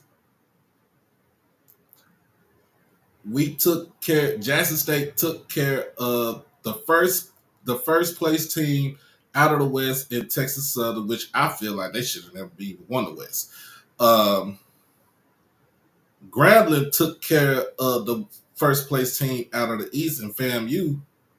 We all had the same similar trajectory to coming into the championship game. We played all 5 days.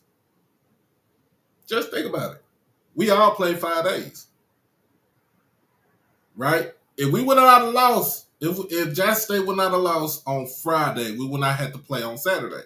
You give you guys a rest on Saturday, we played today.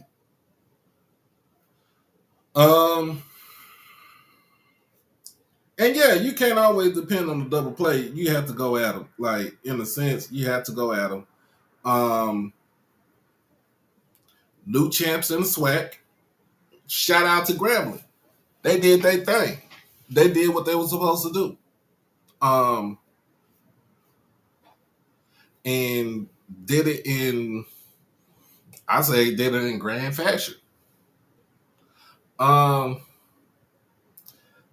Now let's see. For tomorrow, like I said, the seeding should be sounding off tomorrow. So basically, we'll see where Grambling gets put. See where they get placed. Now they could get placed in the LSU regional.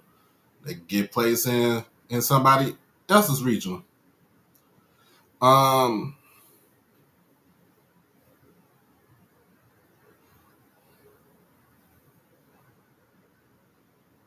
So I'm gonna be honest with you.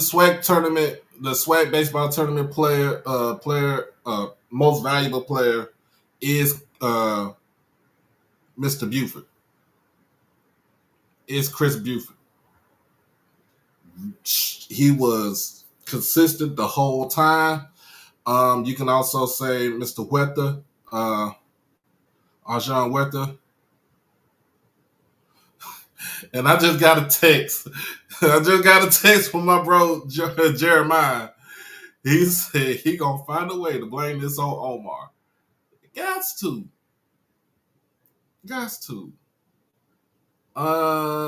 Pierre Sweat Baseball Coach of the Year. I won't say Coach of the Year. I would say he would be.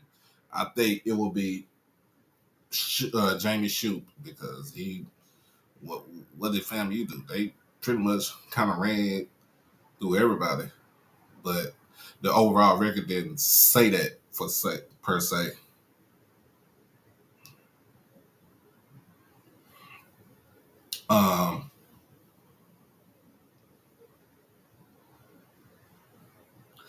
The Swag West are champions in baseball, and no Florida teams made it to the championship game. Hey.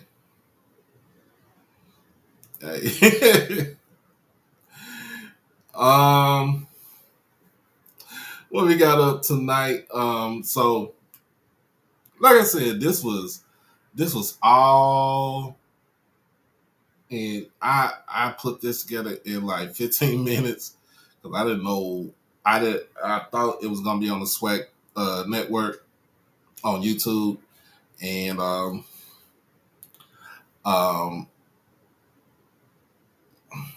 pretty much is on ESPN Plus because it's Championship Sunday.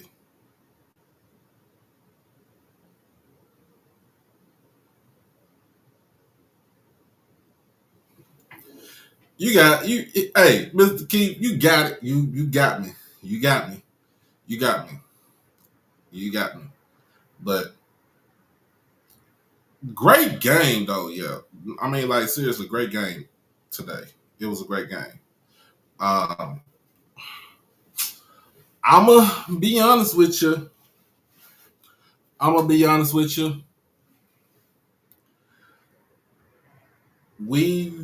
Omar, when it comes to baseball, when it comes down to what he gets, he's gonna have to get some big bats. And when I'm saying big bats, he's gonna have to get somebody who can hit maybe 10, 11, 12, 13 home runs to knock the ball out of the park. He's gonna have to get some better pitching. I'm traditional, old school. I prefer guys that's like 6'4", 6'5" as a pitcher. I didn't get the strategy of bringing in lefties when Grambling was straight righties. Their lineup was predominantly righties, so I didn't see all the left-handed pitchers come in. You should have mixed it in. You should have mixed it up.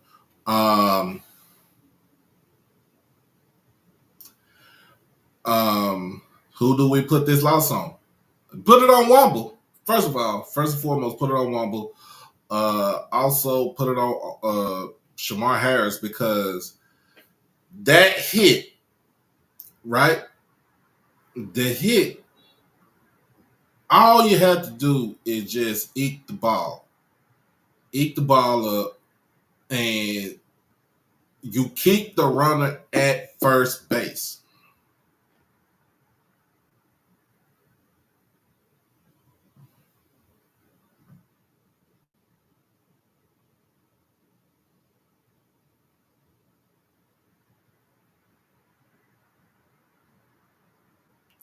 You keep the runner at first base. All right. Then I understand where Mr. McLaughlin was coming from. If Buford's coming up the bat and Womble is the closer, you go mano a mano. He got to beat you. I understood where you coming from. All right. I mean, give him a chance to put the ball in play. You get you a double play. There you 2 outs is right there. And then you still protect the lead. You bring in the next batter. And basically you battle it out.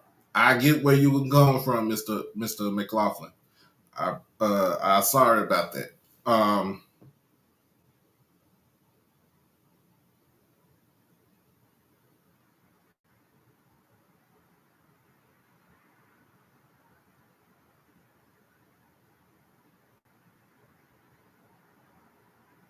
Yeah, Mr. Edwin, a lot of JSU pitchers are left-handed. They are left-handed pitchers.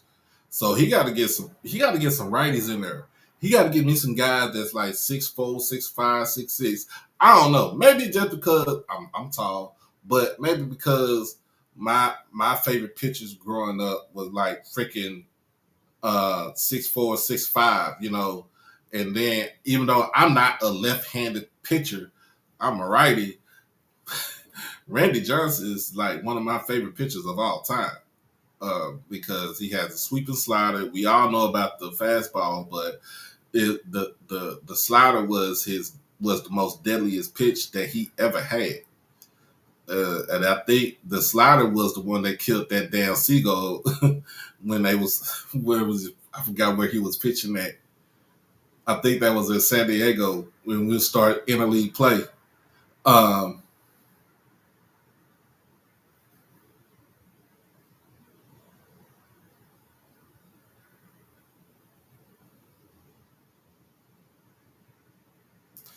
So,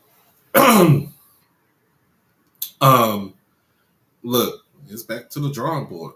Ain't nothing else that we can do. We are one bid league, y'all. So we are one bid league. We're just gonna see what we can do in the off season. Boy, Blue came in.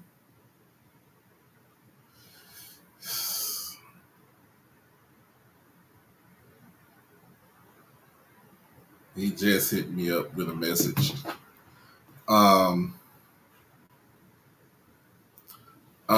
But like I said, we had over 400 people watching this game today between YouTube and Twitter. I appreciate everybody for jumping on me right there. But other than that, man, make sure that you like, stream, comment, share, subscribe. Notification bell. When you hit the notification bell, select all to get everything HBCU Overdrive. You want to become an Overdrive family member? Go out of the chat, hit the join button, and join us for $4.99. And this, like I said, for those who had came in late, this stream is not monetized because the game was shown on that 4-letter network, and in order for us to recoup the revenue that we were going to actually obtain if I monetize it through YouTube, I couldn't do that. YouTube would strike it, and I'm not trying to lose the channel. Yeah, and we had so many errors, y'all. So many errors just messed up the whole flow of the game.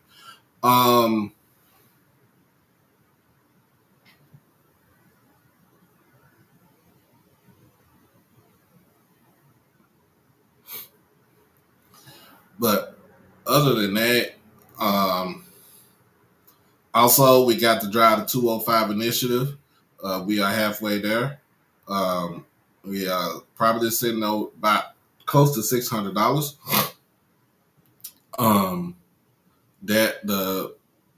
For Swag Media Day will be taking place July 16th, 2024. at the Sheridan Birmingham in Birmingham, Alabama.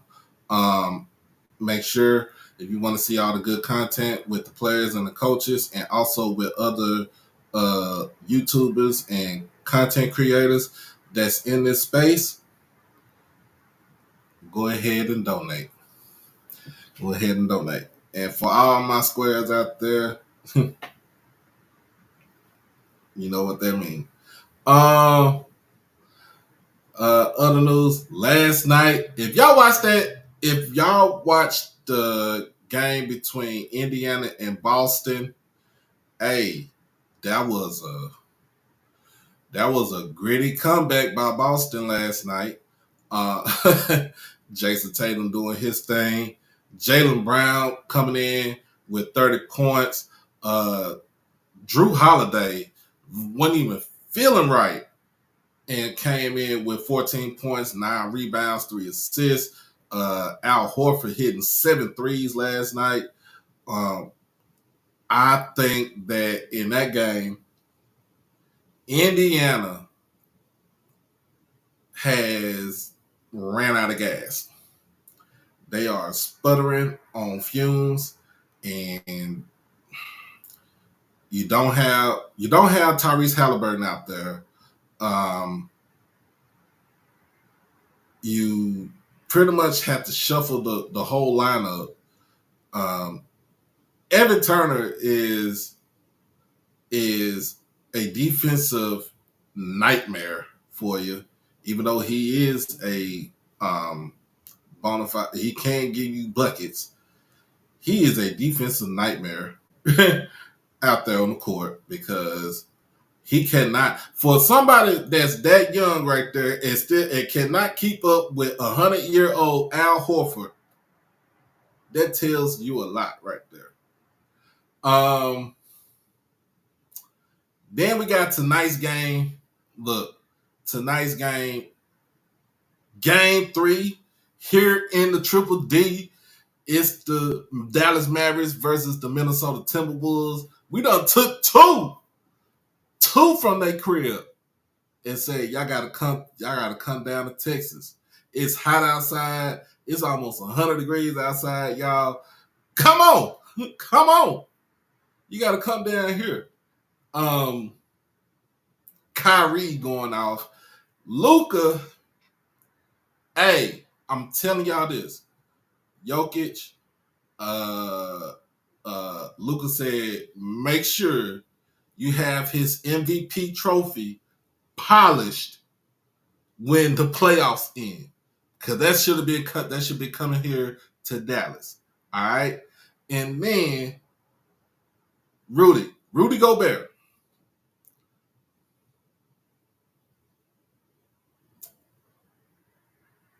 You are a fraud of a defensive player of the year.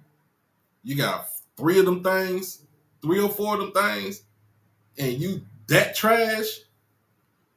You know, who was second? Who was next in line for DPOY in the NBA? Somebody put it in the chat. Who was next in line? Who was second place for defensive player of the year?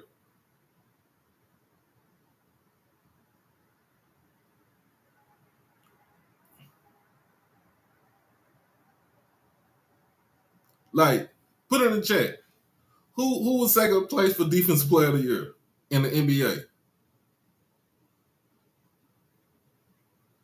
Because Wemby, get that shit to Wemby.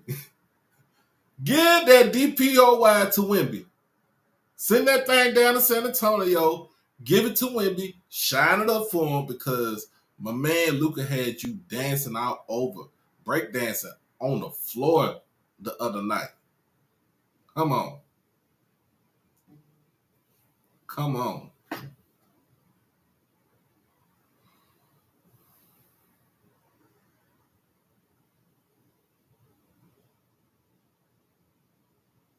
So, look,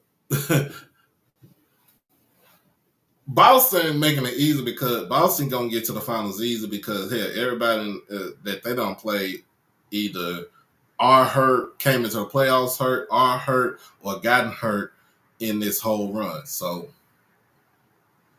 They'll make it to the finals, but I'm gonna be honest with you. This Mavericks team reminds me of our 2011 team. It does. It reminds me of my 2011 team.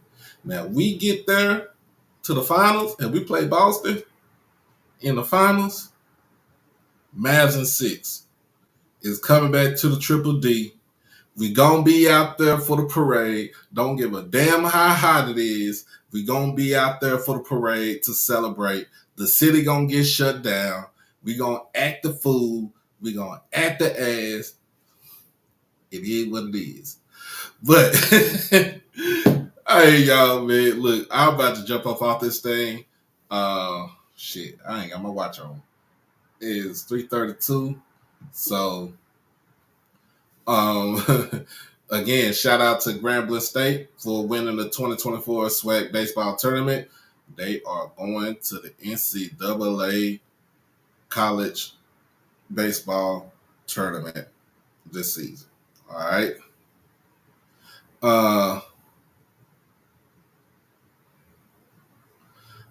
For everybody that that joined us, like I said, appreciate you.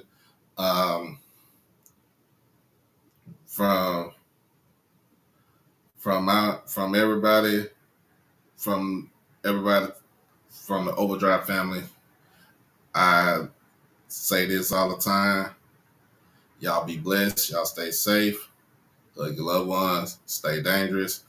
And I'm gonna need the city of Irving to come out here and get this damn tree from in front of my apartment because it got struck by lightning around by 4 something this morning, and I ain't had no power this morning. So y'all come get that shit up out the front. All right, we out this thing. We'll probably be on tomorrow. Y'all have a good y'all have a good rest of your evening and a happy Memorial Day. Remember, Memorial Day is for the ones who died serving our country. Remember that. Peace.